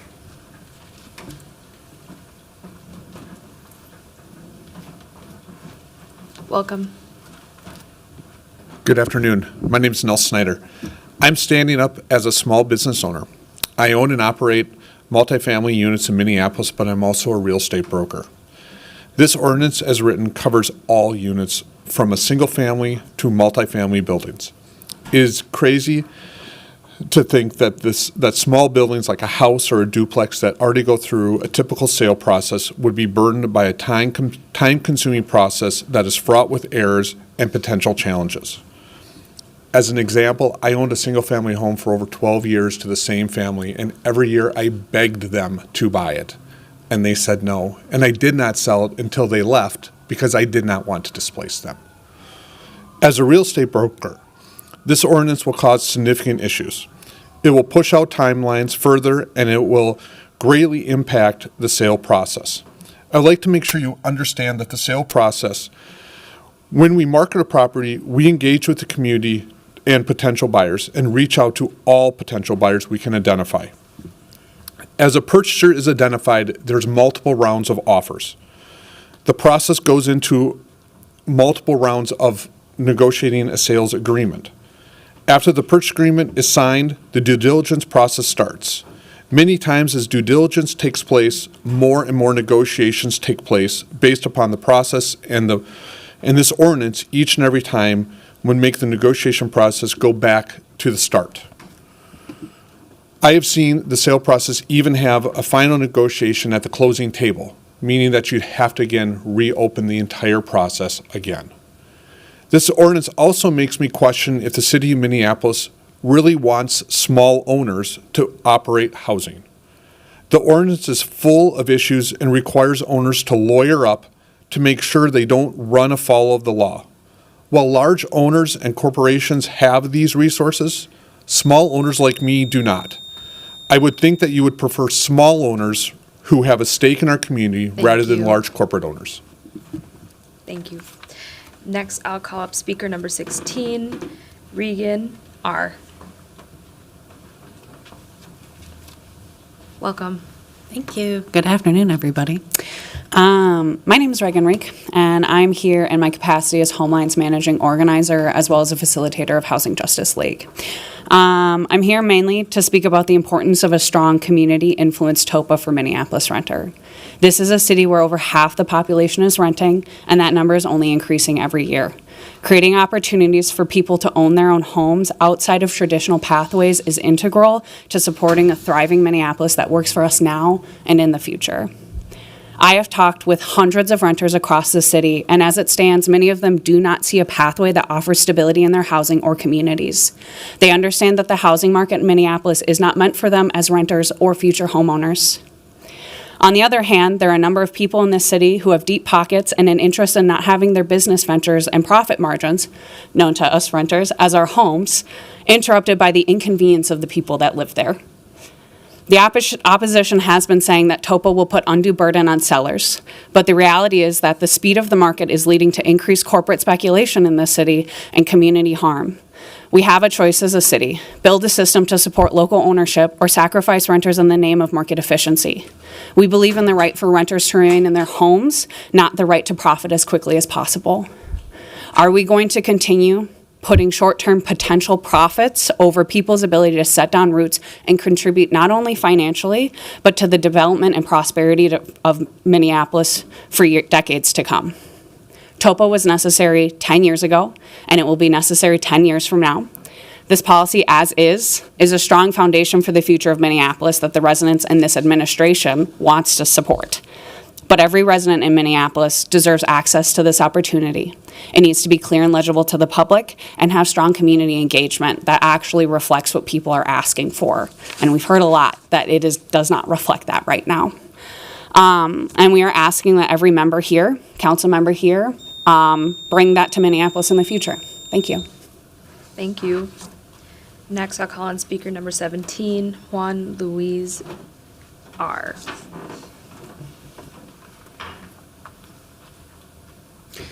Good afternoon. My name is Juan Luis Reyes. I'm a coalition organizer with the Alliance for Metropolitan Stability, and also one of the 15-member organizations of the Housing Justice League. I'm here to speak as a voice for the desire for a stronger tenant opportunity to purchase. We know that the desire and the dream of owning one's home is one that many renters, especially BIPOC renters, have had for generations. We recognize that we are the only ones that have the vested interest in truly assuring that we can continue to live our lives in our homes and that those homes are safe and dignified. We also know that we have never benefited from the realities of trickle-down economics and understand that our viability comes from our ability to come together, to be organized, and demanding the realities that we want to see. Minneapolis has been a city for generations that has recognized, whether it's in housing, grocery stores, cafes, and many more, that cooperatives and collective ownership are vital for our communities to thrive, and ensuring that we have the tools necessary to preserve our long-standing stability and combat displacement. This idea that tenants have no way to cooperatively own or purchase a building is a false narrative that can easily be debunked with 10 minutes of research. There are dozens of housing cooperatives in the city of Minneapolis alone that have existed successfully for decades. They are located in almost every ward and are tailored to the needs of the folks that live there. Thank you for your time. Thank you so much. Next, I'll call up speaker number 18, Andrew Falstrom. Welcome.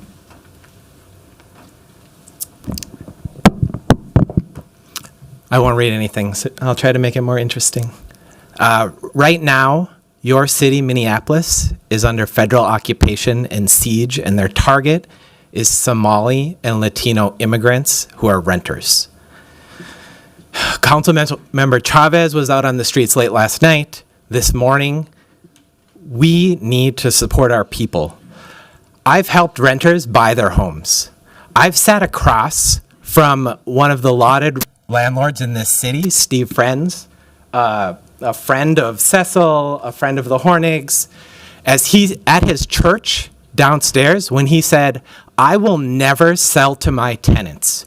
Doing so is evil and comes from the devil, and it's socialism." Those are his words. He would not accept any sale to the people who paid him money year after year just because he had the privilege of buying more homes than he could use.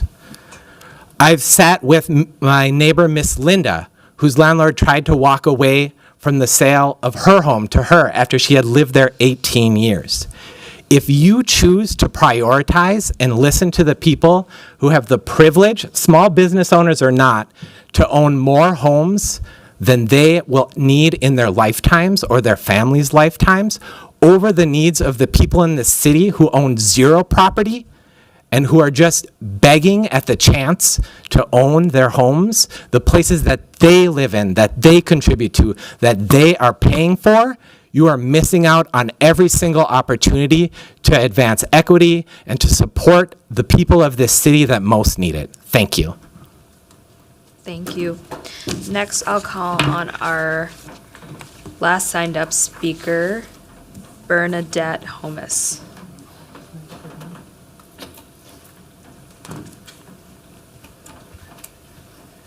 Good afternoon. My name is Bernadette Hornig.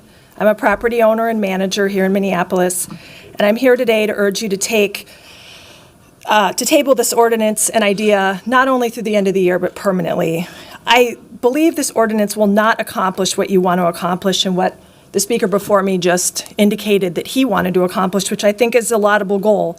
We do want wealth building, we want equity, and we want renter protections. However, owning apartment buildings is a lot of work and it's fraught with risk. Often buildings, especially older buildings, change hands when significant capital investment is needed. Saddling new buyers with capital-intensive buildings in cooperation with an unknown number of virtual strangers is a disastrous model that will not set up owners for success. Frankly, if you can't afford a mortgage on a condo or a co-op, which are existing vehicles here in the city, you're not going to qualify for a mortgage on an apartment building, not to mention the funding required for additional capital needs like roofs, boilers, and taxes. Renting is, and I know obviously I'm in favor of renting, but renting is as the ultimate protection in that you pay a fixed rent for a fixed period of time. I can tell you that owning older buildings does not guarantee that you're going to have a fixed payment for a fixed period of time. A boiler that cost $30,000 a few years ago, now costs upwards of $70,000. It is not a leap to say that collectives will not have the financial wherewithal to care for these precious housing resources as a group. Thank you. Thank you. Is there anyone else that has not signed up to speak that would like to speak? I'll call one more time. Is there anyone else that would like to speak that has not gotten a chance to speak?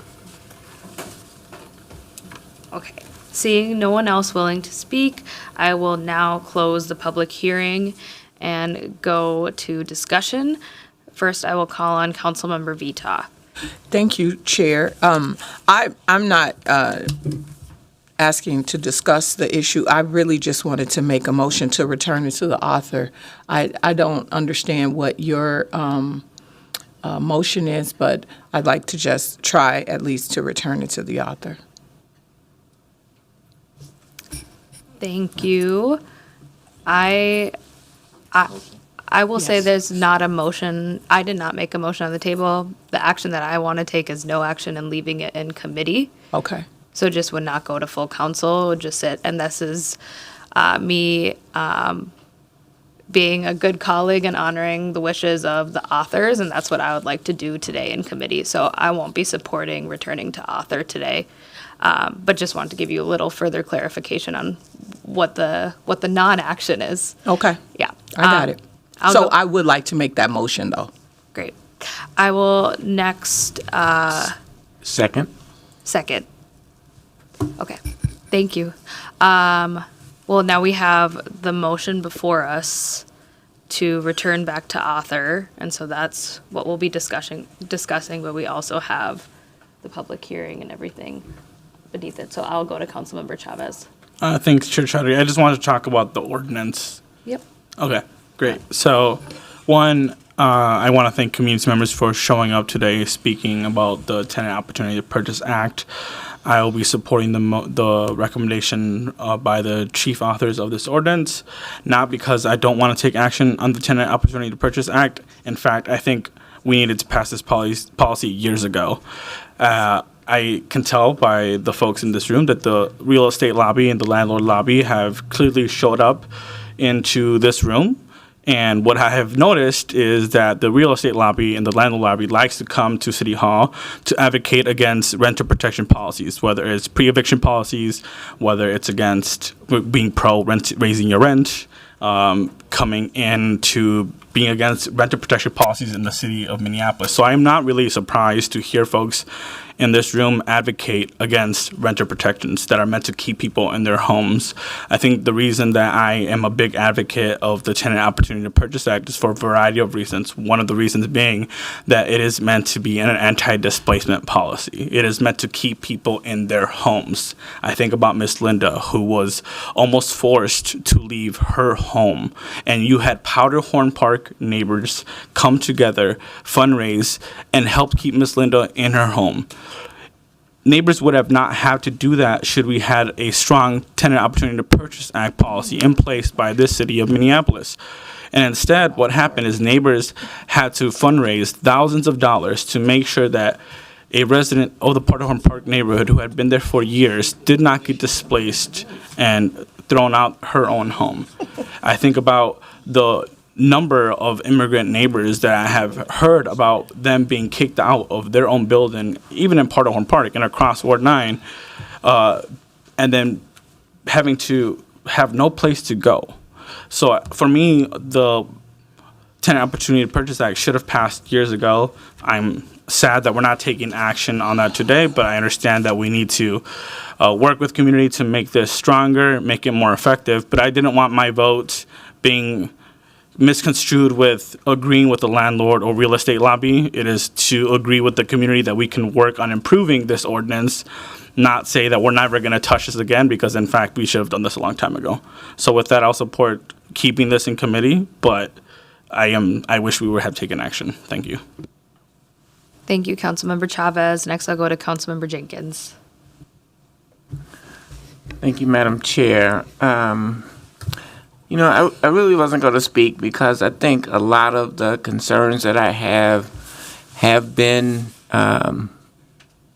spoken today. A lot of concerns that I have with this ordinance. However, you know, I just do think it's unfair to categorize some of the testimony that we've heard today as the landlord lobby, etc. We heard from very small business owners or property owners who provide affordable housing for tenants, in that this would significantly create problems for them when they try to sell their single-family home, 1 to 4 unit buildings, and we should listen to those folks. Clearly, the authors have heard these concerns and are willing to go back and try to work on this ordinance to make it more reasonable. You know, I hear about the Miss Linda, who I know very well, I've known for decades. Had this ordinance been in effect at the time, she would not have been able to purchase the house. She didn't have the resources. Right. That's why the neighborhood community members had to come together and help to build those resources. It would have been the same thing with Topa. Someone would have had to come forward and help her raise the money. So the ordinance doesn't make a difference. whether or not I literally have my house up, my 2-family home up for sale. I asked both tenants, do they want to purchase it? They said no. So, TOPA is not going to solve the affordability crisis. More housing support for people to purchase homes is what we need to do, and we need to build more affordable units. That's how we solve this problem. I put myself in queue and I wanted to speak to this, so I'll be supporting keeping this in committee as the wishes of the authors. I think that's a fine thing for us to do. I also had wished that we were able to have a robust discussion and take some action on this today. I know that community members have been working on this ordinance, not just for a long time in this term, but since 2018, 2019. I remember when Councilmember Fletcher, who I work for, was one of the authors for Tenant Opportunity to Purchase and had brought in experts from Washington, D.C. to kind of speak to how the policy worked there. And so this has been a long time conversation, and I think a truism about housing affordability and displacement is there's not just a singular solution that is going to solve the problem, right? We need a constellation of tools that give everyday people, working people, more collective power. And I think I got a chance to celebrate the saving of Miss Linda's house, and like what we're trying to create, what I think in the city of Minneapolis needs is like a way for everyday people to come together to build up those collective resources. I think it's important to create spaces where it's not reliant on an individual to stay homed. I think a home is a human right, and like your community should be a part of making sure that you have a home to stay in. And that's what I believe is the spirit of Tenant Opportunity to Purchase. And I think we can go back and forth about different anecdotes of tenants that said that they would not be willing to purchase or would be willing to purchase. But there are many that would, given the opportunity and given the tools and given the collective resources. It's looking at creating a different model of how we keep people in our community and we create more wealth building opportunities that stay here, that is neighbor to neighbor and does not have a large bank right in between it.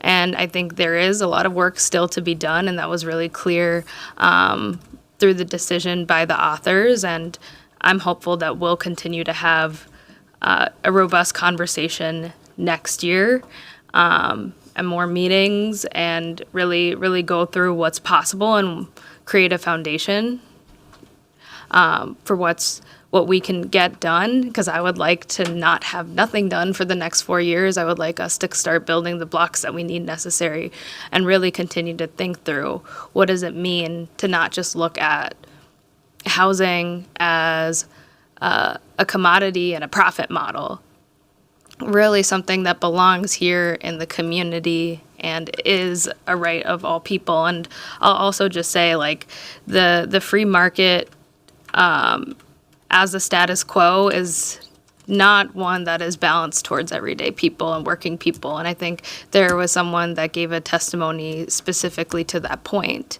right? Working people, renters, immigrants, people who do not have generational wealth or maybe have a collection of different experiences that have led them to being lower income or struggling with debt.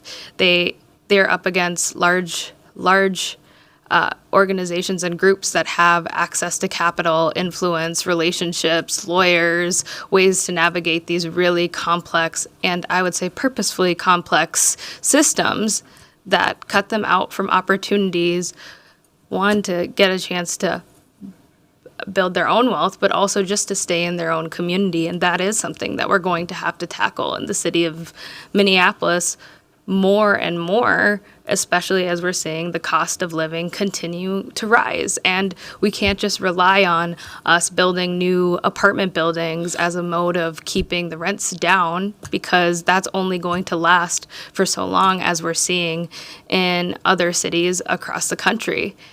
And this is also decades and decades of conversations of people who have struggled, trying to figure out how they can have a chance to just be in a connected community, to feel safe. And that's the spirit of tenant opportunity to purchase. And so I'm looking forward to the further conversations that we have. I'm not going to be able to support this motion today. I think I made my point clear on why I'm deciding to do so. So thank you to everyone that came and testified and reached out. Really appreciate the conversation. And next, I'll go to Councilmember Vita. Thank you, Chair. I really just wanted to take the time to thank everyone who came today, the advocates on both sides. I was not going to be supporting TOPA, but I do appreciate the advocates who took time to talk to me about, and that's either, meetings here or for months, folks have been reaching out on both sides of this. I do appreciate folks taking the time to advocate for it. I think it's important that people on both sides get to speak and that they come here to get to speak, whether you're a small business owner, a lobbyist, a large business owner, whomever you are. I really do think you should be able to come here and speak on the matter on either side that you want to speak, or say whatever you want to say about it. I also think it's important to acknowledge that we have lobbyists here at the City of Minneapolis who go out and carry our legislative agenda and speak on our behalf. And I hope that they're welcome into environments and they get to speak on behalf of our legislative agenda. So, I know there's been some disparaging comments made, and I just want to be clear that I appreciate the comments that folks got up and took the time out of their day to come and speak for 2 minutes, and hope that a buzzer doesn't go off before you get to make your comments. Thank you all so much for sitting through this very long last meeting of this term and taking the time to speak. And as you've heard, there's not going to be any action. There's a motion, and I would love for us to begin the vote on that motion. Is there anyone else that wants to get into discussion for the motion to return to author? Okay, I'm not seeing anyone else. So on Councilmember Vita's motion to return to author, I will have the clerk call the roll. Councilmember Vita. Aye. Cashman. No. Jenkins. Aye. Chavez. No. Vice Chair Chowdhury. No. There are 2 ayes and 3 nays. All right, that motion fails, and so we're back to just leaving it in committee, which means we'll just move forward to the next item. I did want to say thank you to everyone for sitting through this long portion of the meeting and coming and taking time out of your day to come to City Hall and testify. Stay warm out there, it's really cold. All right. The next item is our last hearing item. It's a quasi-judicial item. It's a conditional use permit appeal, site plan review appeal, and an administrative height increase appeal, all submitted by Thomas DeVink. I will have Lindsay Silas from CPED Planning up here to speak more to this item. Welcome, Lindsay. Thank you. Good afternoon, Vice Chair Chowdhury, members of the committee. My name is Lindsay Silas with CPED Planning. I'm here today to present an appeal related to a 4-story building proposed at 4109 and 4113 Sheridan Avenue South. There are 2 components to this appeal. One piece being an appeal of the City Planning Commission's decision, and one piece being an appeal of an administrative decision. The site in question is 2 parcels in the Linden Hills neighborhood fronting on Sheridan Avenue South. These are in the Corridor 3 Built Form Overlay District, which allows 3 stories by right and up to 4 stories with the provision of a premium. The rear of the lot, as you can see on the zoning map there, is located in the Shoreland Overlay District, but is on the very edge of the boundary, so is approximately 1,000 feet away from protected waters. The applicant has proposed to demolish the existing duplex and detached garage and construct a new 4-story residential building with 13 dwelling units. There are a couple of different pieces to this, as I mentioned. So the City Planning Commission approved 2 applications related to this at its meeting on November 3rd. That was a conditional use permit to increase the height of the portion of the building that's located in the Shoreland Overlay District from 2.5 to 3 stories, and site plan review. And then there were 2 administrative applications that were part of that project. One was an administrative increase to the floor area ratio, and one was an administrative increase to the height at the front of the building from 3 to 4 stories.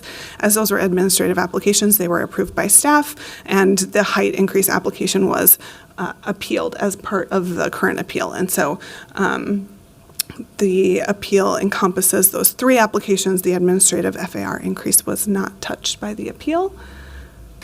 So the site in question is shown in the aerial here, and I'll just briefly go through the plans. There are 26 parking spaces proposed in an underground garage to serve the 13 dwelling units located in the 4 stories of the building. And this is the first floor, second floor, third floor, and then 4th floor plan just has the 1 unit on it. And you can see on the plan, if you look closely, there's a diagonal line showing where the Shoreland Overlay District cuts through the property. And here's some elevations that I'll just go through quickly, showing the setbacks and orientation of that 4th floor, which is really limited to that front portion of the building. And a rendering submitted by the applicant. The appeal was filed of the administrative height increase, and this is a unique property because of the location of the Shoreland Overlay District cutting through the site. So some of the findings for an administrative height increase and for the conditional use permit to increase the height in the Shoreland Overlay District are extremely similar, and you will see that in the staff report. But I will kind of just briefly touch on the fact that an administrative height increase is something that's allowed by the zoning code as long as a property is in a district that allows it and as long as a premium is provided. And so the applicant has proposed to comply with the environmental sustainability climate resiliency premium, subsection B, which is the provision of not less than 50% of the building's energy usage as renewable energy, either by on-site solar production or renewable energy credits. Those things are worked out later in the process, but that is what the applicant has proposed as part of the height increase. And so staff approved that administrative height increase for that front portion of the building. The conditional use permit then is required for that rear portion of the building. The maximum height in the Shoreland Overlay District is 2.5 stories or 35 feet. The applicant has proposed a height increase from 2.5 to 3 stories, and then the overall height from 35 feet to 40 feet 6 inches. And conditional uses are those that are allowed as long as the conditions are met and gives the city that additional oversight. However, conditional uses must be allowed where they do meet those standards. And so denial of conditional use permits must be based on real documented harms that cannot be mitigated through the use of conditions.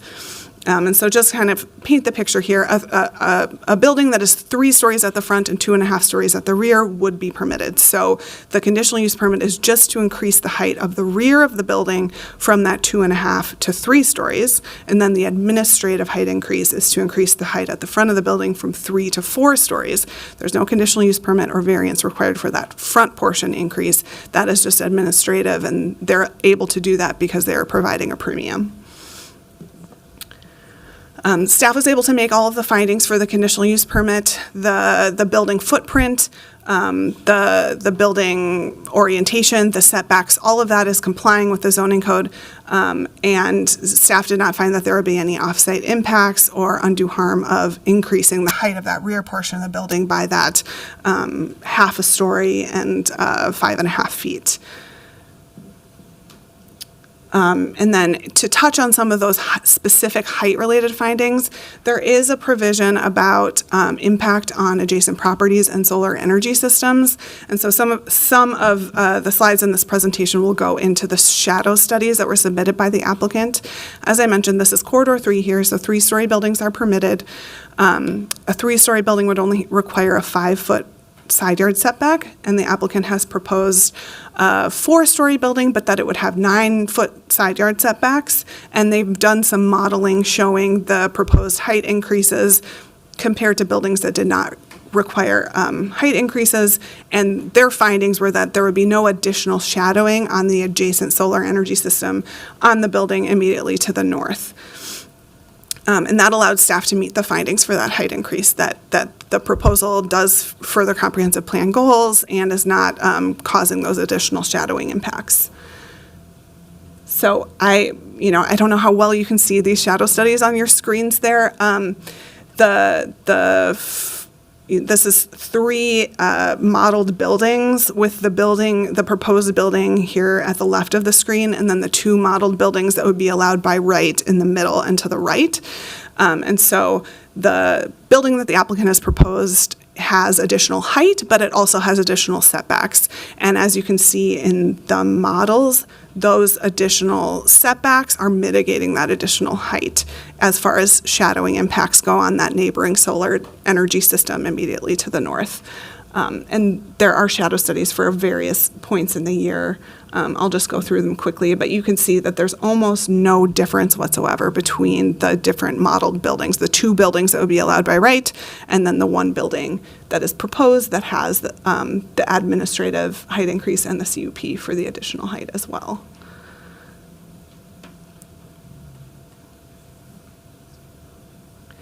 And then site plan review was also required for the building. There were only 2 requests for alternative compliance as part of site plan review. One was for building placement. The building is proposed to be set back farther than 15 feet from the front property line in order to align it with other properties on the street and then to give more relief for vehicular and ADA access. Staff recommends granting alternative compliance for that request. There was another alternative compliance request for blank walls, and staff recommended compliance, so to remove that blank wall. Besides that, there was no additional request for alternative compliance. Staff recommends that the BIZ committee deny the appeal, and that concludes my presentation. I'm happy to stand for any questions. Thank you so much, Ms. Silas. We'll start by opening up the public hearing, but before that, I'll just say I will be giving the appellant and applicant each 7 minutes to address the committee, and after that, anybody else that wants to speak will be given 2 minutes to address the committee. And if you are planning on speaking and if you haven't signed up yet, please go to our clerks and sign up over there. So now we'll formally open this public hearing and take comments, and I will first welcome up the appellant.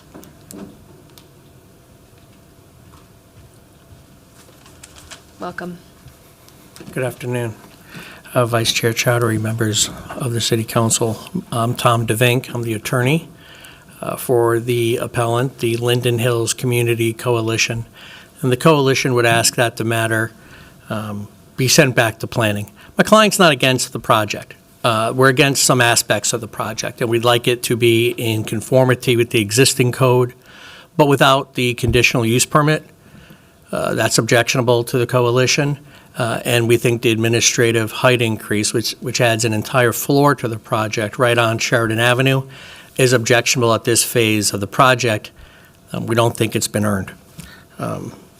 This project proposes a 13-unit condominium with 26 underground parking spots. It asks too much. It asks too much, and it gives too little, and it's earned too little under the code. Specifically, the applicant failed to meet the criteria that you would need to get a conditional use permit, and specifically failed to meet the special criteria, the additional criteria that apply when you're trying to get a conditional use permit in the Shoreland Overlay District. It's a special protected area. When we look at conditional use permits, these are when you're building something that you don't have a right to build. You have to kind of make it fit better, right? That's the North Star. The overarching question is, does it fit? Because we're making it bigger than it should be, so we look at the massing of it, the scaling of it. And here, the impact on the use and enjoyment of the neighboring properties. And I will sort of defer and rely upon some of the neighbors to the project who are here this afternoon to talk about the impact.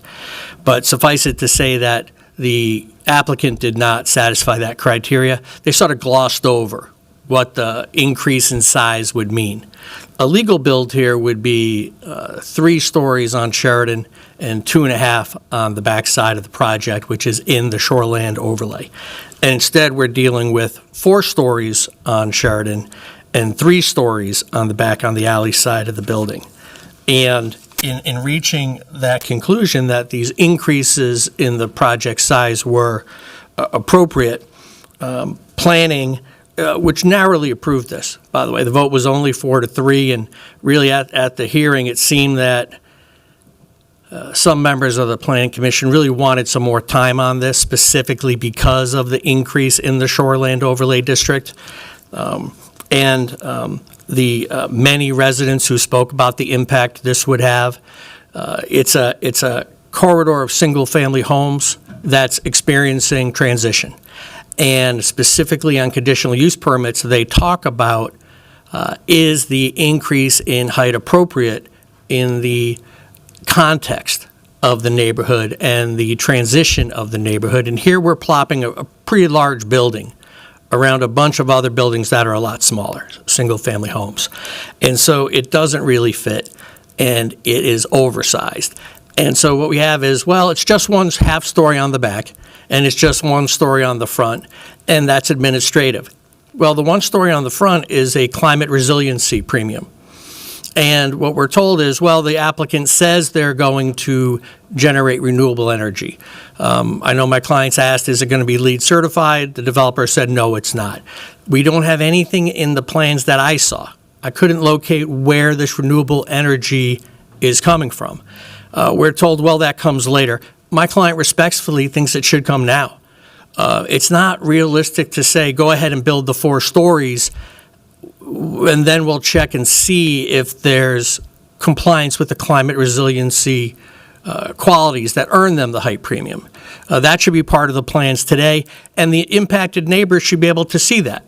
If they're saying we're going to have renewable energy generate more than half of the power, should be part of the plans now so that the impacted neighbors nearby know why that premium is happening and whether it's in fact earned. As the record stands right now, it doesn't show that that premium has been earned, and that's one of the bases for the appeal this afternoon, members of the council. As I talked about conditional use permits, yes, additional criteria need to be met. Even more additional criteria need to be met when you're in the Shoreland Overlay District. And as Senior Planner Silas mentioned, specifically in the code is what's the impact of this project on nearby solar installations. And one of the members of the coalition, they have solar panels. They're right near this project. And their solar panels appear to be now rendered essentially mostly useless. That's not really addressed in the planning document sufficiently. It's called out in the code. But again, I think more time needs to be spent. I think numerous members of the Planning Commission felt that way. So respectfully, the coalition would ask that the appeal be approved and this project be sent back to planning for further consideration, specifically on the administrative height increase on the front and then the conditional use permit for the half story on the back side of the project. In closing, I wanted to thank Senior Planner Silas for her assistance in kind of helping me work through the process. Very helpful, and I do appreciate it. If there are any questions from the council members, I'm happy to address those. Thank you so much. Before we take up any questions, I think we will hear from the applicant and open up the public hearing. Thank you, Vice Chair Chowdhury. Thank you, City Council members. Thank you. Next, I will call up the applicant, and you have 7 minutes as well. Welcome. Thank you. Good afternoon, Vice Chair Chowdhury and council members. Thank you for your time. My name is Josh Siegel, founder of JLS Design Build, the applicant for the Sheridan condos. Today, the question before you is very specific. Did the Planning Commission correctly apply the city ordinances when it approved conditional use permit, height premium, and site plan? This is not a new application. It is a review of a decision already supported by the staff report, after extensive public testimony and the Commission's adopted findings. Our goal in the next few minutes is simple: to reaffirm how the project meets the CUP and shoreline overlay standards, to clarify our environmental compliance for the height premium, and to show that the appeal does not identify any error in process, analysis, or required findings. We respectfully ask the Council to deny the appeal and uphold the Commission's approvals. I'll begin with the conditional use permit increase from 2.5 stories to 3 stories within the shoreline overlay. The CUP standards require that the use not be detrimental to health, safety, or general welfare, and not injure the use and enjoyment of other property. Staff reviewed these standards in detail, and the Commission adopted these findings and voted to approve the plan. The appeal disagrees with that judgment, but it does not identify a missing or unsupported finding. We submitted several full shadow studies comparing by right massing to the CUP height. The incremental shadow difference is limited, seasonal, and does not remove access to light and air for neighboring homes. Staff found that these effects were acceptable and consistent within the shoreline overlay approvals. In fact, staff asked us numerous times to revise our display of the modeling because the comparable studies were so similar it was difficult to depict any variations from our proposed project to a by right project. Our civil engineer designed a stormwater system that meets city and watershed district requirements with full on-site recycled management and no increase in runoff onto adjacent properties. Staff reviewed and accepted the civil plans. Nothing in the appeal challenges the engineering or provides evidence of drainage impacts. Minneapolis 2040 specifically designates this corridor for additional residential intensity. A project can be taller or denser than existing conditions and still be fully compliant. That is exactly how the comprehensive plan is intended to function. Next, shoreline overlay height factors. The ordinance requires the Commission to consider human scale on Sheridan, transitions to adjacent built form, massing in bulk, and shadows and views. The building was intentionally designed to perform well on all four. It steps down toward neighboring properties, uses high-quality residential materials, incorporates articulation and balconies to maintain human scale, and places landscaping to further soften the massing. The entirety of the proposed building front is stepped back more than the required 15 feet to accomplish each of the explicit considerations. The increased front yard allows for landscaping which will not only support the human scale experience at the sidewalk, but also enabled inclusion of stormwater best management practices for a rain garden for increased infiltration on site. The balconies at each building corner also soften the massing by allowing air and light further into our lot. The partial fourth floor is stepped back even more from the building front and is kept entirely outside of the shoreline overlay, specifically for the objective of transitioning to existing adjacent built form. The Commission explicitly evaluated these factors. The appeal simply re-argues preference, not criteria. For these reasons, the CUP and shoreline standards are met and properly supported by the record. Now to the height premium, which allows the project to go from 3 stories to 4 stories in the front portion of the building. Our project has committed on record to 50% renewable energy procurement on-site generation. Staff evaluated the commitment and recommended approval. The Planning Commission adopted that recommendation. The appeal repeatedly claims that because the project is not marketed as LEED and does not promise rooftop solar on day one, we cannot qualify, but that is not what the ordinance requires. The ordinance requires performance, not branding. And performance is verified during the building permit and energy modeling stages. Nevertheless, we expect to achieve nearly all renewable energy from our own rooftop solar on day one.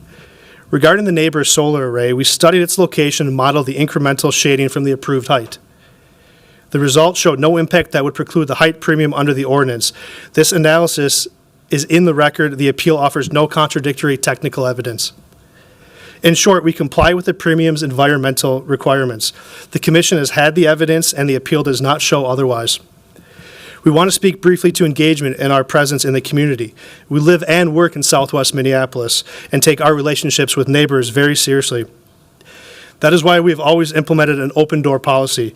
Before and during the Planning Commission process, we met with several neighbors directly, notified and hosted in our office the Linden Hills neighborhood, responded to resident questions, and incorporated feedback into the design.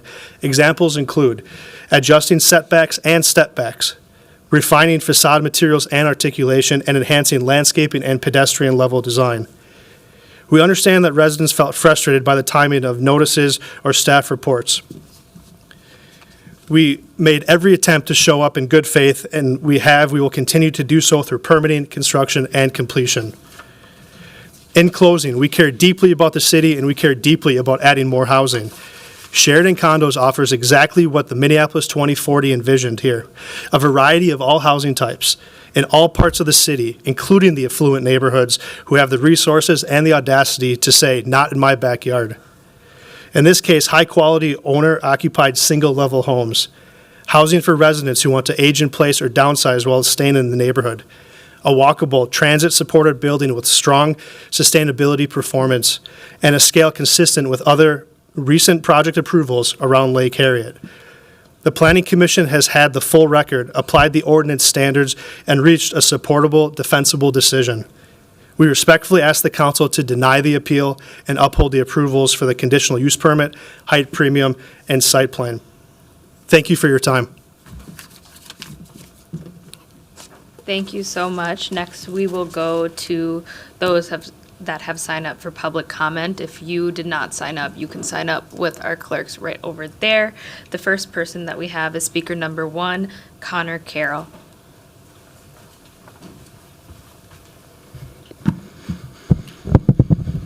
Vice Chair Chowdhury and council members, thank you. My name is Connor Carroll. I'm a volunteer with Neighbors for More Neighbors. I live in the Kingfield neighborhood in the 8th Ward.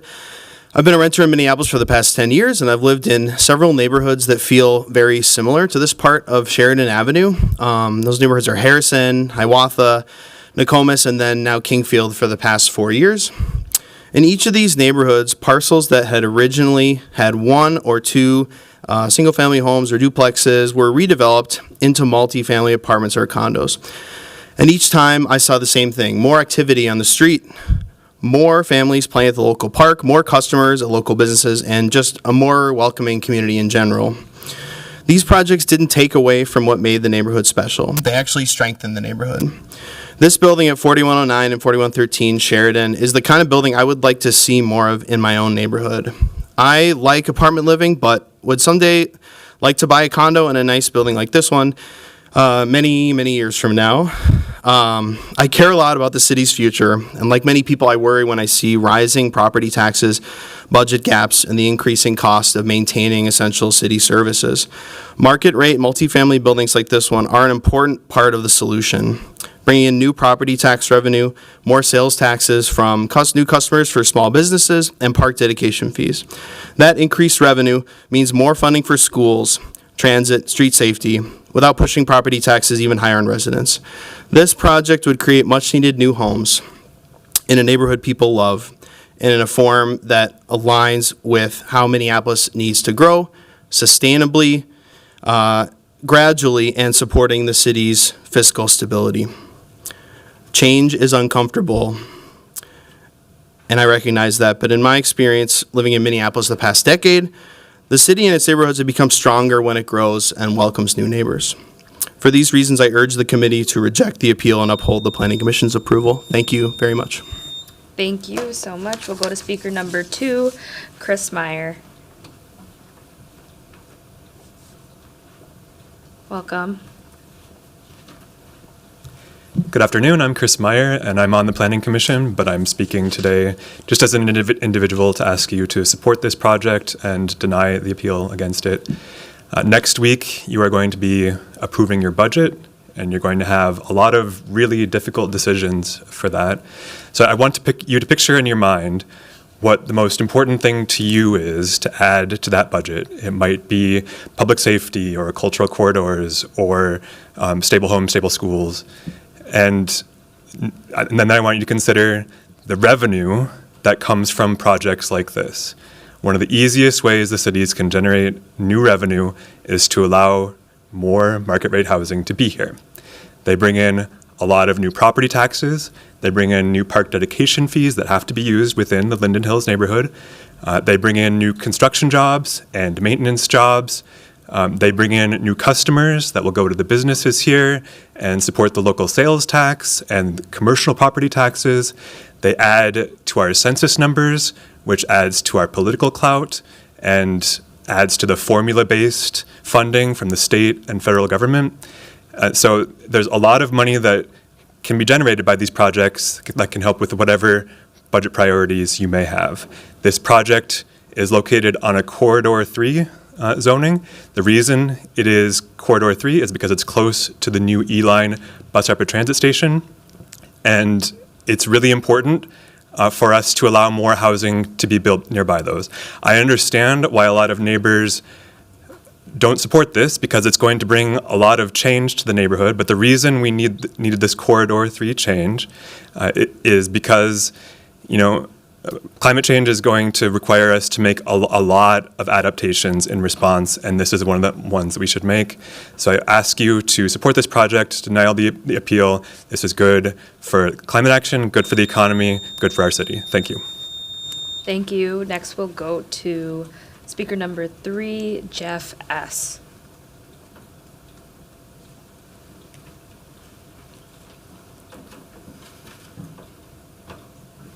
Welcome.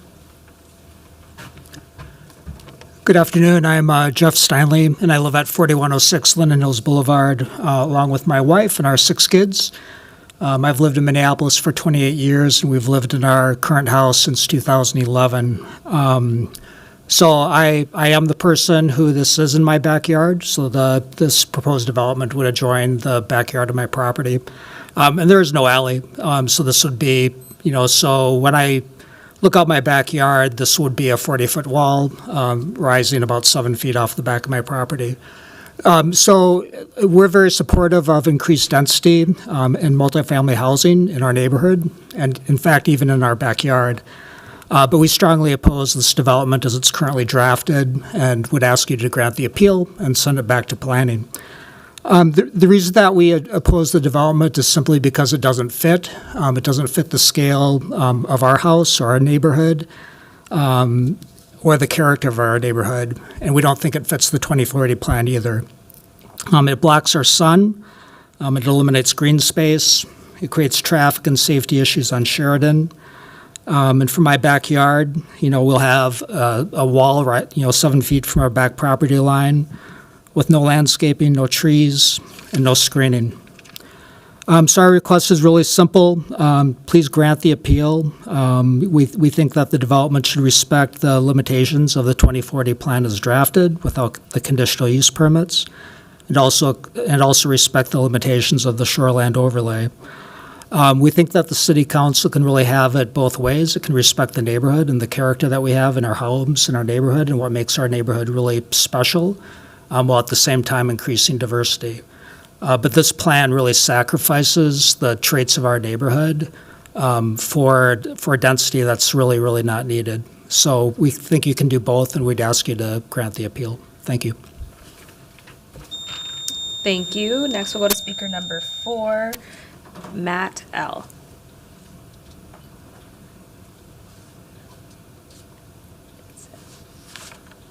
It might be Matt. It might not be Matt. It's like M-A. He had to leave it. Okay, he left. Okay. All right. Take him off. And then we'll go to speaker number 5, Bob Yund. Thank you for 2 minutes. Members of the council, I'm a resident in Minneapolis for 78 years. I have lived in my house four doors down from the proposed monstrosity for 55. Listening to the gentleman from the Planning Commission understands or explains to me why they came close to passing this and allowing it to happen. His interest is in money. He's looking for tax benefit. He wants to spend somebody else's money. I understand that. The zoning codes have nothing to do with construction materials. That's different. Zoning codes deal with neighborhoods. Neighborhoods make up the city. The city is made up of people, not plots, not buildings, but people. And the neighborhood here, first off, no, we weren't all notified as they said that they sent out this notification for a meeting. A lot of people were missed, and that was for a distance of 350 feet. I think if we went out 1,000 feet, we would have gotten a whole lot more people to a meeting, and very few of them would have wanted this built on Sheridan Avenue. They shoehorned this in because of Minneapolis 2040, because of greater density on a transportation line. Do you think people in a $1 million condominium are going to go down and catch the bus? They have 26 underground parking facilities. That's 2 per condo. Are they not going to have children who are old enough to drive and own a car? Thank you for your time. Have a wonderful day. Thank you, sir. Next, I'll welcome up speaker number 6, Sadie Struss.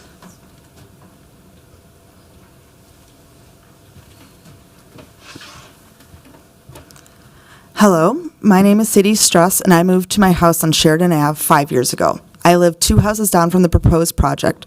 Prior to living to Linden Hills, I have lived both in Brooklyn, New York, and London, 2 cities who balance historic neighborhoods with high-density living. I want to live in a neighborhood with multifamily and mixed-use buildings. I believe in the importance of buildings with more housing, but I think it needs to be done correctly and considerately. And when I look at this proposal, I have 2 concerns: community safety and environmental impact. I have 2 young kids. We walk and bike to get to Lake Harriet Lower School along Sheridan Ave. And during this walk, I see firsthand everything that is asked of this street. The proposed project has additional 13 units, which will need gas delivery and repair parking. The 26 cars pulling out of the underground parking will have difficulty seeing the mini walkers coming down the sidewalk, who use Sheridan Ave to connect with 42nd down to Lake Harriet. Cars will be busy. There's no crosswalk in this area of Sheridan, and due to the staggered intersection on 42nd, pedestrians are often crossing at unpredictable spots. The City of Minneapolis also has a goal of pedestrian and biker safety with their Vision Zero plan, and I urge the city to not approve this proposal at this time until we are able to do a proper safety consult of the intersection and the impact this new development will have on the safety and walkability of this neighborhood. My second concern is with the environmental impact of the development. To create this new development, 2 naturally occurring affordable housing units were removed, and the finished development will block the effective solar panels that have already been installed. The development should be expected to match the sustainable building expectations of city-funded Minneapolis multifamily units. I'm asking the city to not approve the conditional use permits for height until a new, more sustainable building plan is put forward. The developers state the 2040 Comprehensive Plan, Goal 3 and Goal 9 for why their project request should be approved. Goal 3 states affordable and accessible housing, but in this case, 2 NOAA buildings were removed and luxury units are being proposed that are very out of reach for most of the Minneapolis, which has a median average income of $80,000. Thank you so much for your time. Next, we'll welcome speaker number 7, Steve Higgins Whiteside. Welcome. Thank you. Hello, my name is Steve Higgins Whiteside, and I live with my family at 4105 Sheridan Avenue South, adjacent and directly north of the proposed construction project. I'd like to thank each of you on the committee for hearing and considering our appeal. We object to the proposed project based on harm to our property and the harmful precedents it will set for the rest of the residents of Minneapolis. First, we object on the basis that the proposed 4-story building will block our existing solar panels.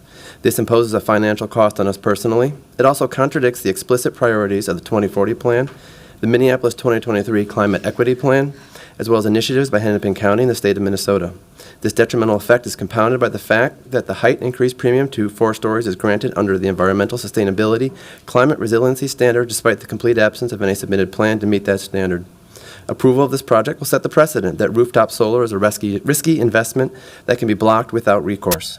In addition, granting environmental premiums without tangible evidence that the pledges can be fulfilled undermines these programs and the city's future ability to enforce changes needed to meet the 100% renewable energy goal set forth in the Climate Equity Plan. Second, we object to this project based on the lack of adequate safeguards to maintain the stability of our foundation while the land is excavated to accommodate 26 underground parking stalls. It seems unlikely that individuals paying upwards of $1 million for a condo with 2 heated underground parking stalls will utilize the city's buses. Approving a development with 26 parking stalls on a rapid transit bus line directly undermines the rationale for encouraging greater density on transit corridors. More broadly, approving a project that replaces 2 multifamily dwellings, providing 4 units of naturally occurring affordable housing with luxury condos, directly contradicts the overall intention of the 2040 plan. These actions increase the likelihood that future projects will replace affordable housing with higher-end development, resulting in gentrification that adversely affects more vulnerable residents. Today, we are presented with the opportunity to put the city's goals to increase affordable and sustainable Minneapolis first. Thank you for your consideration. Thank you. Next, we'll go to speaker number 8, Krista Anders.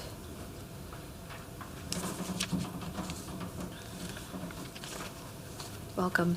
Thank you. My name is Krista Anders, and my partner and I live directly behind this proposed development. We're asking you to reverse the Planning Commission's narrow 4-3 approval and send this application back for proper review. We support increased revenue for Minneapolis, and we support increased density on Sheridan Avenue as a transit corridor, but we're asking that it be done legally and safely.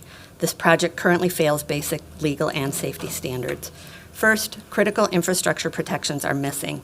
No structural assessment has been provided for adjacent retaining walls, despite construction just feet from our property line on an elevated alley. No drainage plan exists. The developer plans to field adjust stormwater management for a massive impervious surface next to our existing home.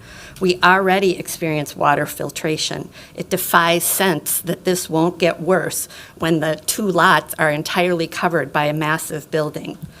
Second, the city's own environmental goals are being undermined. The developer hasn't proven they'll meet required energy standards, but they got the height premium anyway.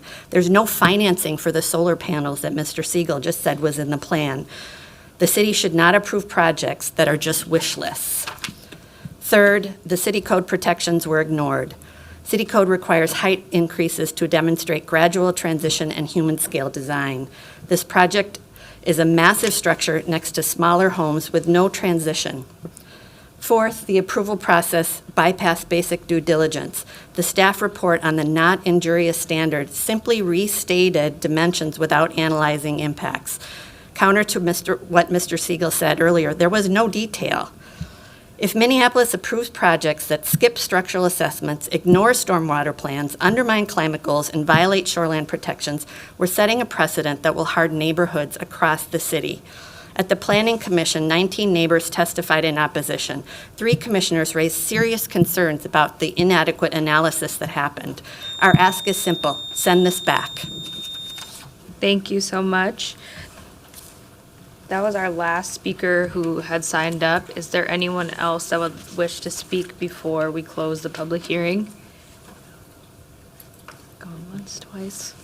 Okay, seeing no one else wishing to speak, I will now close the hearing, and then we will go into discussion. I did have a couple questions for staff available. Thanks, Ms. Silas.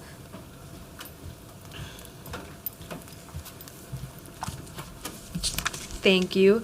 I wanted to just ask about the height premium in regards to sustainability. So it's my understanding, based off of the staff report, there are 2 requirements and only one of them need to be fulfilled. Could you speak to the 40% renewable requirement that's being fulfilled here? And then should the applicant fail to fulfill that, what would occur? Yeah, Vice Chair Chowdhury, members of the committee. there is essentially a slate of options that applicants can choose from, and this applicant has chosen to provide the environmental sustainability premium, which says that at least one of the following standards shall be met, and the first is like LEED certification or some other sort of passive house or similar certifications, and then the second option is for renewable energy generation. And actually, there is a typo in the staff report. The staff report says 40%. The ordinance was changed since our template was updated. It's actually 50%. The applicant's aware of that. So it will be at least 50% of energy will be from on-site solar or renewable energy credits. There is a condition attached that all premiums need to exist for the duration of the life of the building. And so if the applicant were to come back to us at the building permit stage, which is the stage where we would evaluate all of the plans to ensure that they're showing that they're going to comply with whatever premiums they've chosen, if they come back at that stage and say, this isn't working for us, we want to do something different, then they would need to submit a revised site plan with a revision to what premium they would be proposing. So, some of the more technical premiums, I mean, even the kind of LEED certification, passive house standard, that part A of this premium, we don't evaluate that at this point. We just have the applicant submit the administrative height increase application and indicate to us which one they are intending to pursue. We attach the condition that says that they have to, persist with any premiums for the life of the structure. And then when they come in for preliminary development review and building permits is when we take a little bit closer eye to ensure that they are meeting the letter of those standards. Mm-hmm. Yes, okay, that feels clear. So if they were not to persist with any of the slate of options before them, they would not get an administrative height premium, right? So we're just at the first part of a long process before development and construction begins. Yeah, Vice Chair Chowdhury, that would be correct. They, we have multiple levels of reviewing the project as it comes through just to make sure that they're checking all the boxes that they need to. And if plans change, then they would have to resubmit for a revision to their site plan application. Thank you. And then my second question is in regards to the shadowing between what is allowable and what is being proposed through the conditional use permit.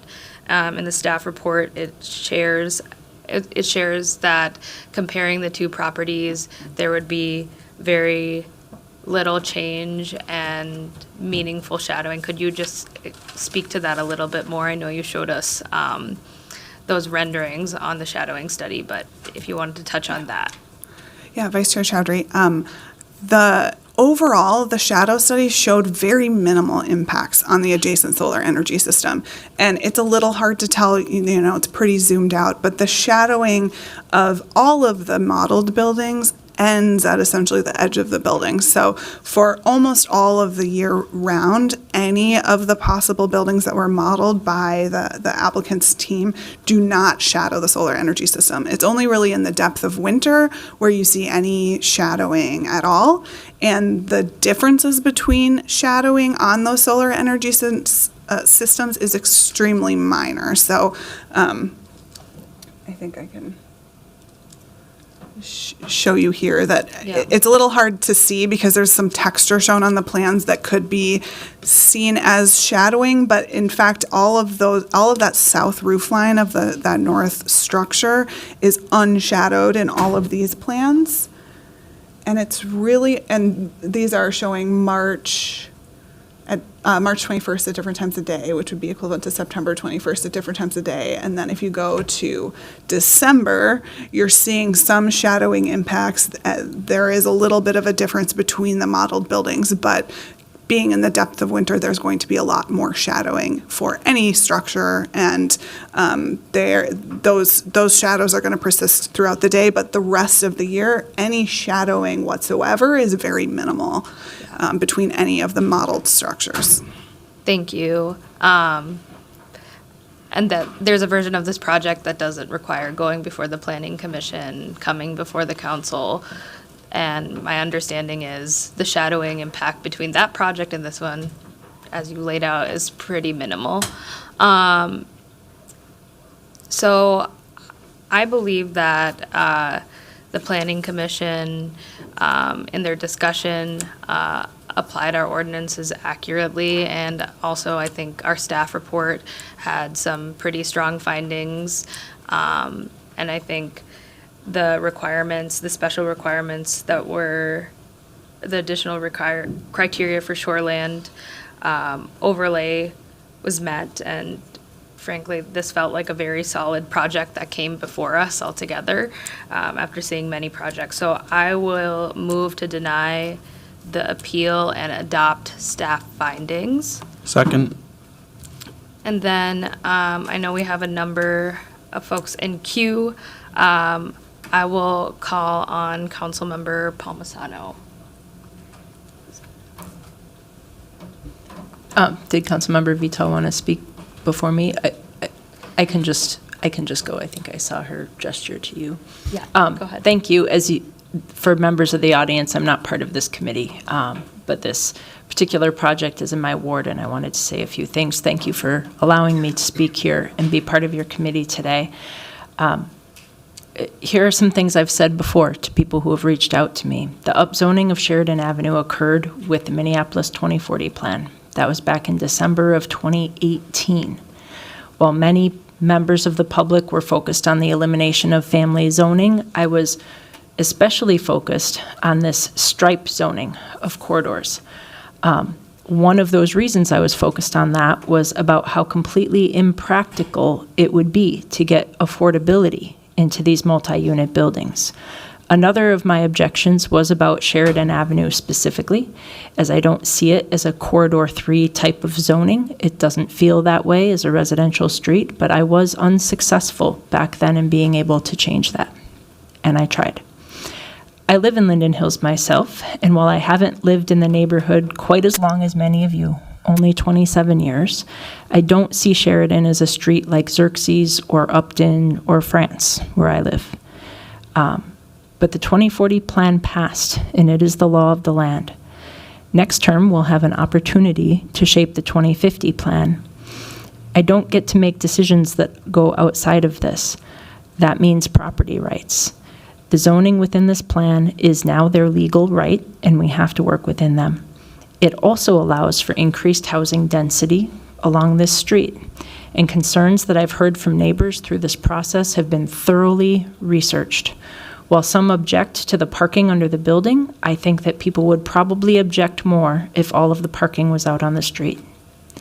Another concern is its lack of affordability, and that's true. And developments are not required to do inclusionary zoning unless or until it is a significantly larger number of units, which wouldn't even fit here.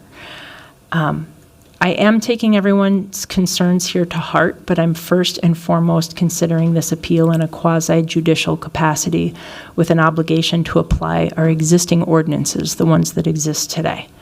Staff has made the necessary findings to support approval of this project, specifically the conditional use permit to increase the height of the building in the Shoreland Overlay District. However, I would like to propose that we impose a condition that the applicant shall work with staff to provide enhanced landscaping consisting of trees, shrubs, or other plantings in the rear yard and the south interior yard related to finding number 2 for the conditional use permit. That finding says the conditional use will not be injurious to the use and enjoyment of other property in the vicinity and will not impede the normal and orderly development and improvement of surrounding property for uses permitted in the district. The rear side of the site is in the Shoreland Overlay District, and the project is only meeting the minimum requirement for trees and shrubs. I have heard the concerns from neighbors, especially those whose properties immediately border the back of this new development, about how this fits into the neighborhood and impacts directly their properties. I hope this can help just to mitigate some of those concerns and increase the privacy in the green space of the property. I am not on this committee, so I can't make that motion, but I do have it before you, and would ask Councilmember Vito if she'd be willing to make that motion.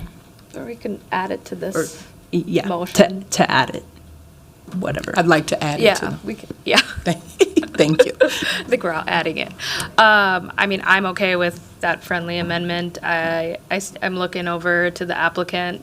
Is that condition a viable condition for you? Excellent. And also my understanding is that staff has worked with you on this, and that is always great. So we have the updated motion before us. Councilmember Vita, you're still in queue. Would you like to speak? Only to the motion, not speaking, just making the motion. Okay, So so we're good. the motion's made. Yes. Perfect. Is there anyone else that would like to speak? Great. Okay, so seeing no further discussion on the motion to deny the appeal, adopt staff findings, and then take this additional condition brought forward today in committee, all those in favor say aye. Aye. All those against say nay. The ayes have it, and the motion carries. All right, thank you, everyone. We have one more item left in our last business housing zoning meeting of the year. This is receiving a presentation on encampment closure reports during Q2 and Q3 of this year. And we will have our final presenter of the year, and welcome him up, Director of Regulatory Services, Enrique Velasquez. Welcome. Thank you so much, Chair. Oh, I'm pressing buttons.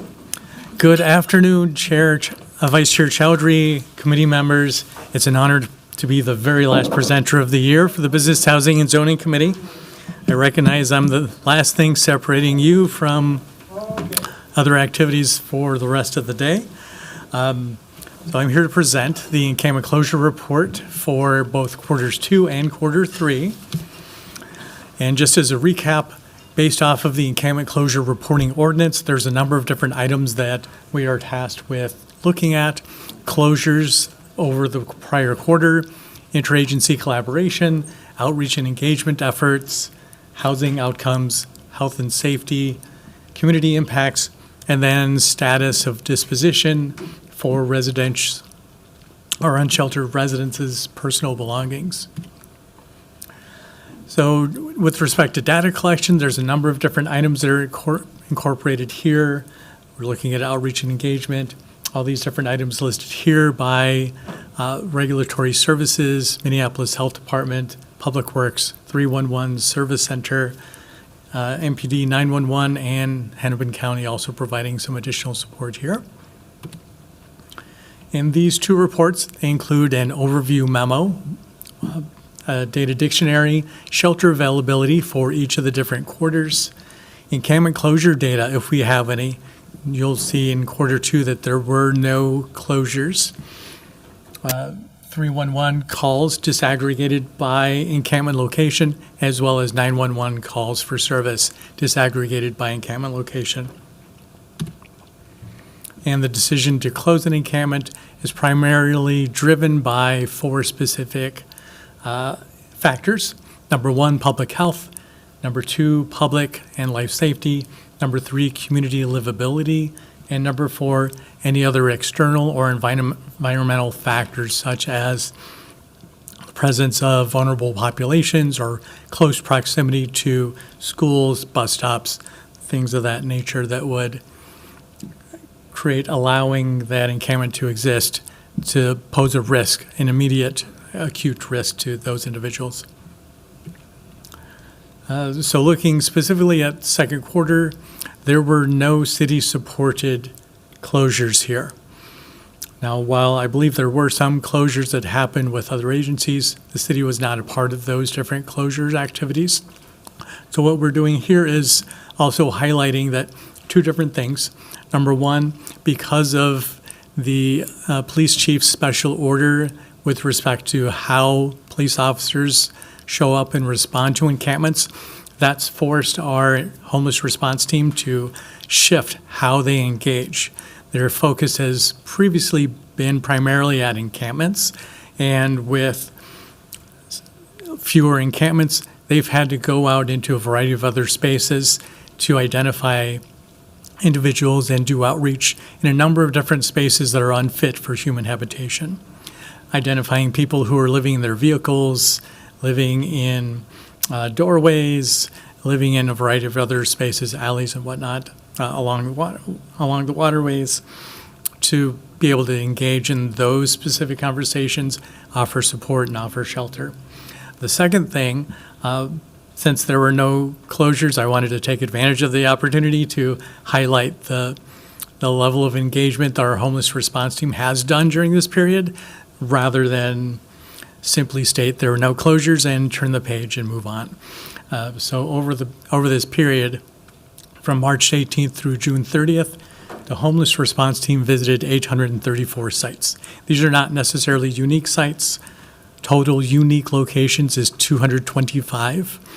Of that, vehicle-only sites were a subset of that 212. So 58 of the 225 locations are specific to vehicles.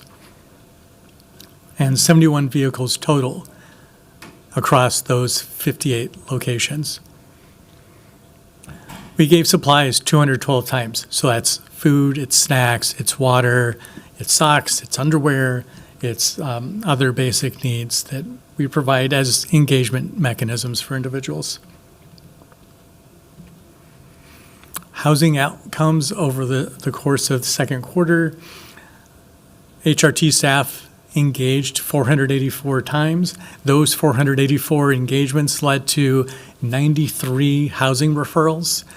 Regrettably, we aren't able to get data at how many of those individuals actually took up those housing referrals.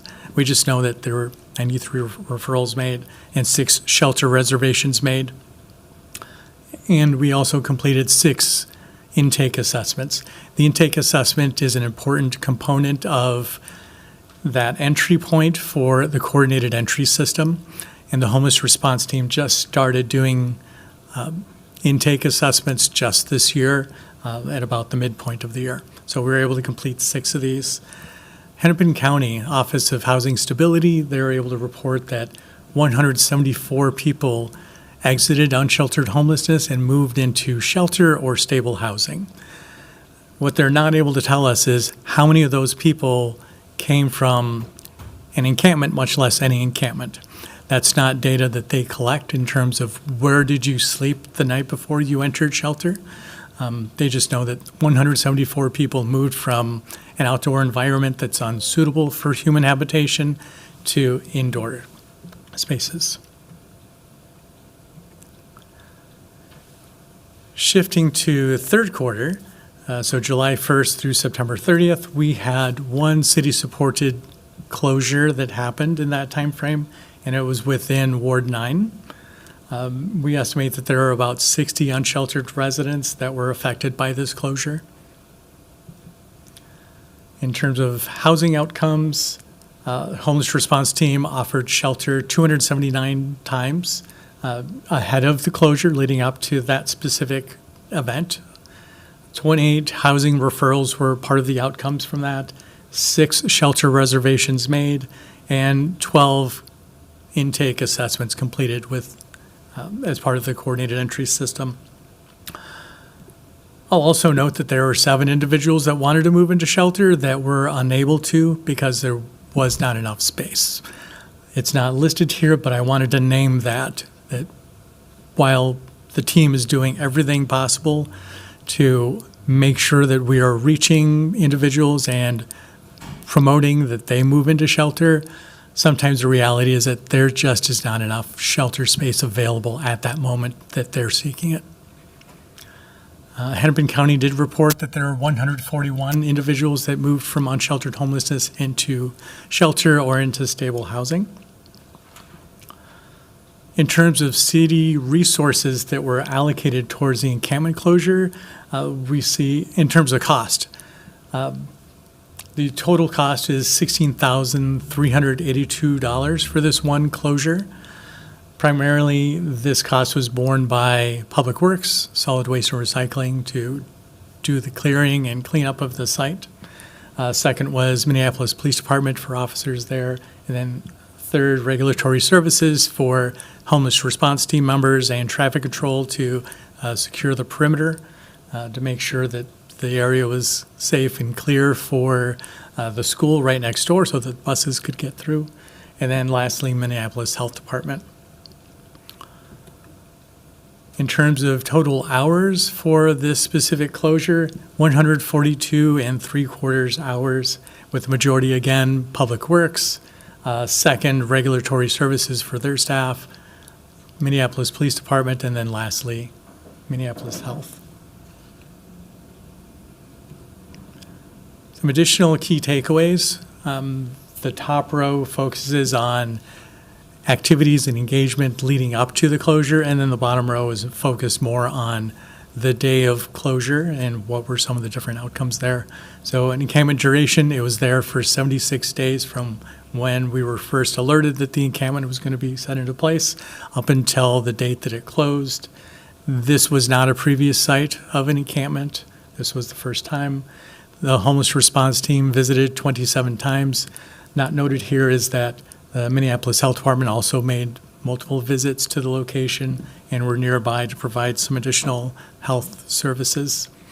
There were, on the day of the closure, while we estimate that there were about 60 people at the location, we were able to do outreach with 30 individuals, and there were 3 that accepted shelter on that day. There were no arrests made during the closure, and this was private property, not a multi-jurisdictional effort whatsoever. Some additional individual and community impacts as we look at 311 and 911 calls for the period prior to the encampment formation to the period where the encampment was in place to afterwards. We see an 84% decrease from while the encampment was in place to the after. For 311 calls and 90% down for 911 calls. And with respect to personal effects and belongings, residents were not permitted to return to the site on the date of closure to retrieve their personal belongings. As we may recall, this was the site of a very tragic set of events with mass shooting and multiple people injured, and I believe loss of life that prompted the closure. And there were some circumstances that prevented the city from allowing people to return to the site to collect their personal belongings.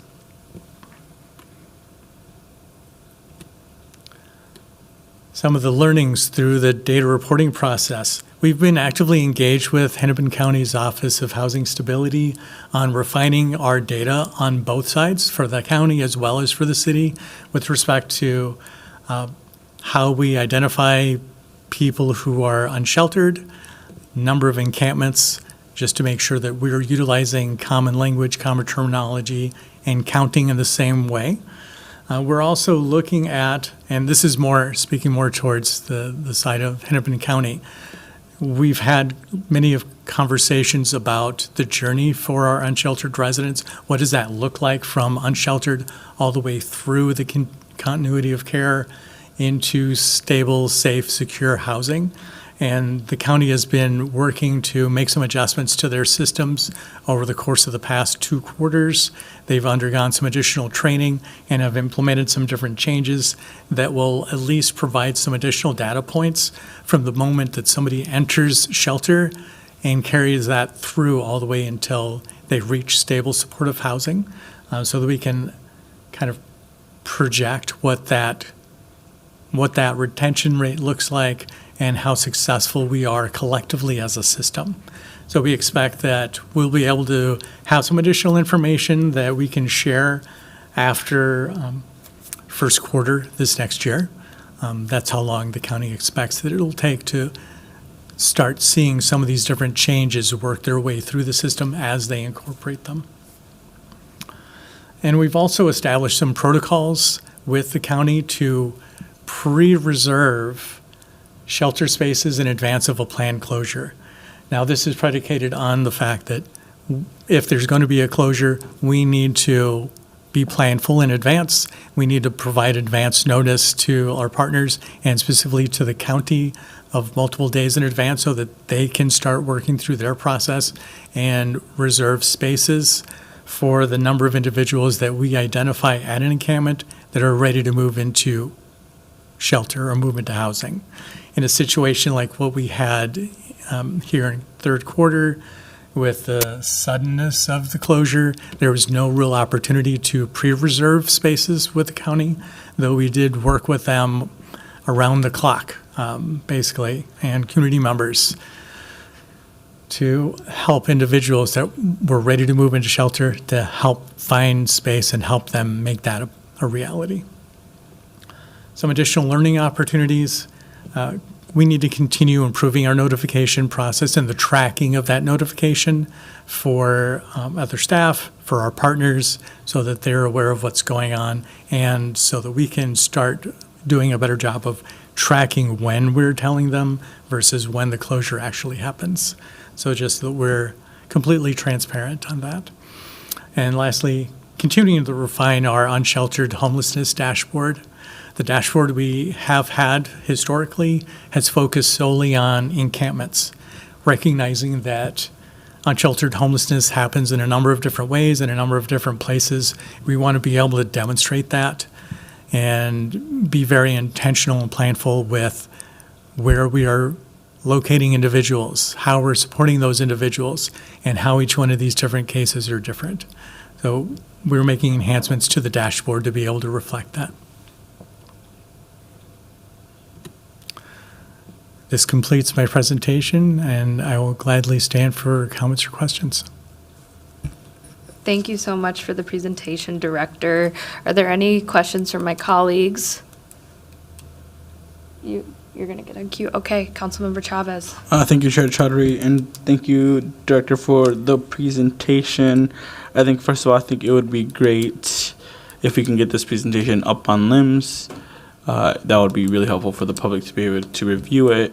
But I will make a ask if we could add that bullet point for that instance where 7 individuals didn't have access to shelter because of shelter capacity. So it would be great for us to get this on LIMS, but also adding that update because I think it's important for the public to know that. I think this is something that a lot of community advocates, folks that work in the shelter system, individuals that help people get into shelter, whether it's temporary, permanent, you name it, have long been talking about the lack of shelter capacity in the city and in the county. Obviously, that changes on a day. It changes when it's 11, when it's 5 p.m., and at midnight. But I think that's really important, and I think this is the first time I'm hearing the administration acknowledge that there is a lack of shelter capacity in this moment, or at least on some of the days, and I think that's a good first step. And I think the next step is then what can we do as a city to address that gap in our shelter system. So I at least wanted to start with that and make that comment. I saw on the presentation, I think there was a part that said the encampment residents were not permitted to come back for their belongings. I'm assuming that it's in relation to the encampment in Longfellow. That's correct. Okay. I guess I would ask why not? Why were individuals not allowed to come back to get their personal belongings? Many other individuals there witnessed a mass shooting, and that was their home. And it's very traumatic experience when you witness people that you care get shot, and to not allow them to come back to get the belongings is really hard to hear. I think part of the reason we did this ordinance is to get that information, because if we hear that's happening, then what can we change? So I guess my ask to the administration would be residents should always be permitted to come back for their belongings. That is their personal property. That is their livelihood, right? So I guess if you can answer me that question, but I also wanted to make that comment because I think I saw that and it hurt my stomach. Yeah. Thank you, Vice Chair Chaudhary. Councilmember Chavez. It hurt to even put it into my own presentation. It hurt on that day. I couldn't even imagine the gravity of the situation on the field for those individuals and their loved ones and what was happening. I did ask some of my colleagues to be here to help me answer that question. Regrettably, I do not see them. So if I can take that question and we can respond in it with a written memo. Yeah, that'd be great. Thank you. Yeah, so put that for administrative follow-up. Thank you. And then the other component I would like to ask, and if it needs to be a written memo, because I know we're running out of time, it would be helpful, is, so individuals were not offered storage the day of. I guess, when were they offered storage? I would love to figure that out. Was it the day before, the week leading up to? Why don't we offer storage the day of, which I think is probably one of the most important times that storage should be required to be offered? So I guess that would be my question. Certainly. Vice Chair Chowdhury, Councilmember Chavez. So we do not currently have a storage vendor. We have gone out to RFP a couple of times for this and did not receive any responses beyond the Downtown Improvement District that wanted to provide storage for more of the transient environment that's downtown, not for community. So when we have engaged in the past to provide storage, utilizing this Downtown Improvement District storage option, people who are at encampments have only taken up storage just once over the, I believe, 5 years in which we have offered it, just once. And they have never returned to actually collect their belongings. So we're still interested in providing storage options for individuals because we believe that's important. And we're going to keep trying. We're going to keep finding different ways to try and make that happen. Yeah, and I guess the feedback I would give to you in that instance is that location matters. If we're having an eviction of an encampment in South Minneapolis, and you're asking folks to pack their bags and lock it up in a locker in downtown Minneapolis, that makes it really hard. So the locations do matter. And as myself and some of my colleagues up here have talked about, we're happy to help make sure that we can help find locations in locations like South Minneapolis. So I would say that is a part of probably the issues we're dealing with, storage, is the locations, and then not being offered the day of. I noticed that storage is not often offered the day of an eviction, and I would say that's also probably part of the issue as well. So I want to at least name those. I think that this ordinance, in getting this report, is meant for us to see the data and figure out, okay, we clearly saw a set of individuals in one of these instances wanted to move indoors. There was no shelter. That is a big red flag. That means that we, as a city, in partnership with the county and other individuals, need to figure out what are we doing to address that gap that is impacting whether someone can have a place to sleep at night or not. So, and I think staff coming back with this presentation and showing some of the learnings of this report is a good thing. So thank you. Thank you. Yeah, thank you. I have some questions, and committee members, I won't take up too much time. I will note, like, we do have extra time because Chair Osmond and I worked with our clerk's team to move down the HPC meeting because we knew that this was going to be a marathon until the end. So we're not getting kicked out, but I'm not going to keep you until 5:30. Okay, I promise. Yeah, I do too. I just got to ask my couple questions and then we're ready to go. Thank you for the presentation. I think I really appreciated sharing like how more conversation is happening with the county and like improving data tracking. I think that's really, really important as it comes to addressing unsheltered homelessness and talking about a population of people that do not have a lot of advocates, right? We know who all the advocates are for our unsheltered community, and oftentimes there are narratives that are put out that I think are really dangerous and lead to direct harm to people who are unsheltered and create a subclass of citizens within the city of Minneapolis. And that's why this data is so important to talk about what individuals are experiencing. And I think the word that you use was journey, and I think that's a correct term. And like the better we can get more information on how people are moving through their journey to having a secure place to live, a dignified place to live, re-entering into community and feeling held in that way is really, really key. And I think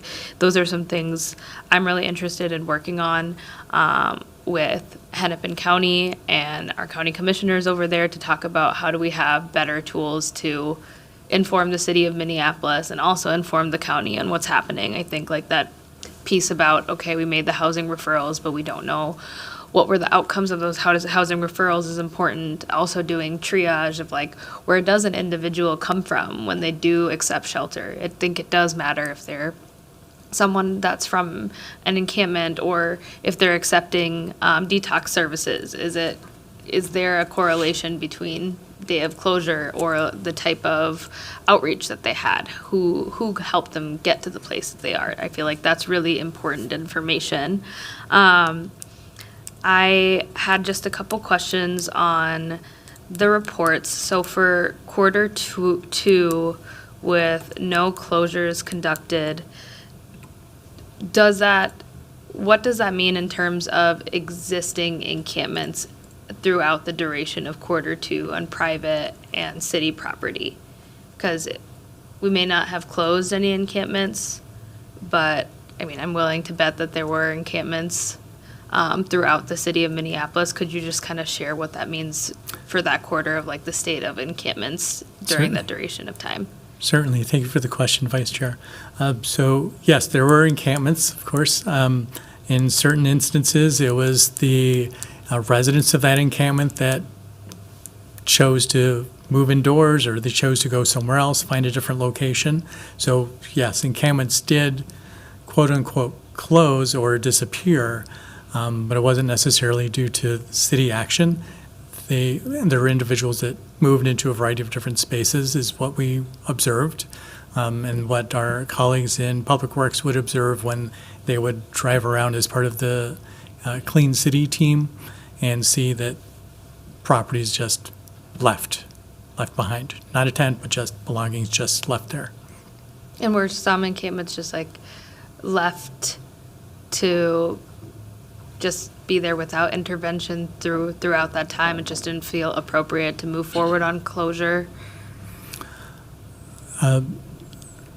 So where there were individuals with encampments, yes, there were encampments that were very much like that, where we continued to do engagement, continued to do triage with individuals, and help them find a path forward into stable indoor supportive housing.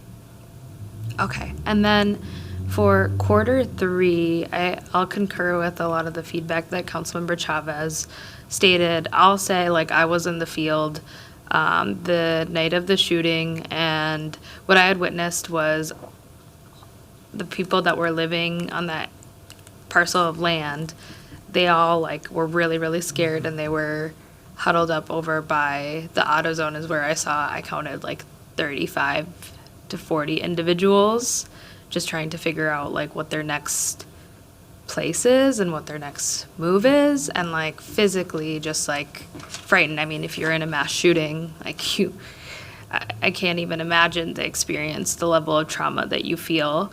And then the next day, the next few days, what I experienced is a number of those affected individuals trying to figure out where their next step was, and also staying over where Moon Palace Books was, and then the parking lot that is available by the former 3rd Precinct at 3000 Minnehaha.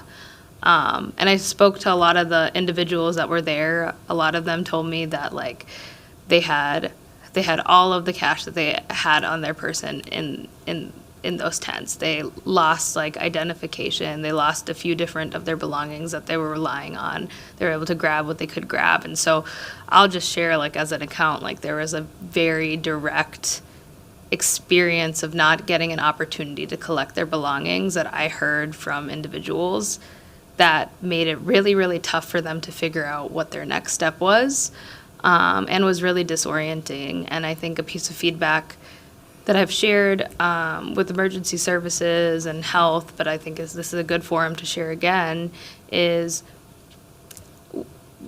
we all agree that encampments are not a dignified place to live and not a safe place to live, and there has been several instances where traumatic events have occurred. The city needs to treat individuals within encampments like they are people with trauma. Like they are people that deserve care after a huge trauma, after a mass shooting. They deserve to be checked on. They deserve to have warming blankets. They deserved to have an opportunity to try to call their loved ones to get checked out by emergency services. They deserve to have someone approach them that was qualified to be a trusting individual. They deserved a chance for the medical mobile unit to come to them directly the day after. Like a lot of that like human care that we oftentimes give victims of trauma was missing for these affected individuals, which makes them a subclass, a lower class within our city. And that is what is really heartbreaking for me to see, is that we are so much in our systems participating and othering unsheltered individuals. And that's what I saw following the shooting. And I also would question why the encampment that formed Moon Palace Books and then on the parking lot of the 3rd Precinct was not also counted as an encampment in the 3rd quarter report, and as one that the city closed, because HRT and our police department came down those days to tell people to move along, and then also tried to offer them transportation with Metro Transit buses, but also have cooling. So I guess that's a question, is can we include that as a second encampment, an encampment closure? Because we did participate in closing that, and that did exist for a duration of days, and it had a huge impact in that area. Yeah, thank you for that, Councilmember, for your perspective of what happened in those days, as well as for the question. Yeah, it's definitely a curious question. I believe the city's view is that while individuals were at the Moon Palace Books parking lot and then shifted over to the 3000 Minnehaha space, that's, I think, considered more of part of the emergency response, not so much as an encampment. But I can certainly take that back and we can review. I think that would be worthwhile doing, because we used our police staff, we used regulatory services, and we also directed private security to keep people off the property, and we also put Jersey barriers up in that area in the parking lot.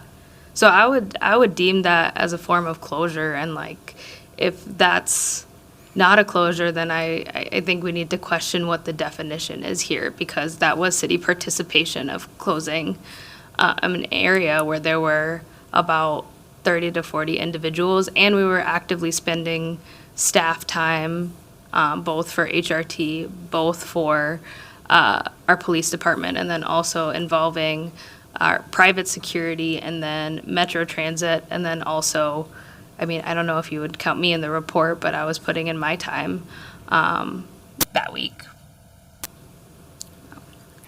Thank you. Yeah, and if that is something you could include in the memo back, that would be really appreciated. Okay. I don't see any other questions. That's it for me. Really appreciate you doing the final presentation of the year and really being intentional about it. Thank you so much, Director Velasquez.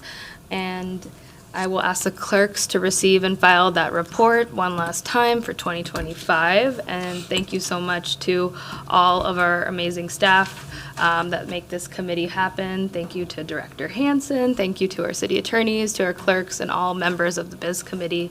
And of course, the public who is always participating in our various public hearings. If without objection, this meeting is adjourned. You object? Okay, go ahead. I do object. I just wanted to acknowledge that this is my last Biz Committee meeting. Yes. And I just want to thank all the staff and my colleagues for really, being very thoughtful and offering tremendous insights and support around so many issues that come before this committee. And it's been an honor and a pleasure to work with you all. So thank you for letting me object. Yeah. best objection ever. Yeah, thanks everyone. Thank you so much. It's been great. I've learned so much on this committee. All right, get home. Adjourned.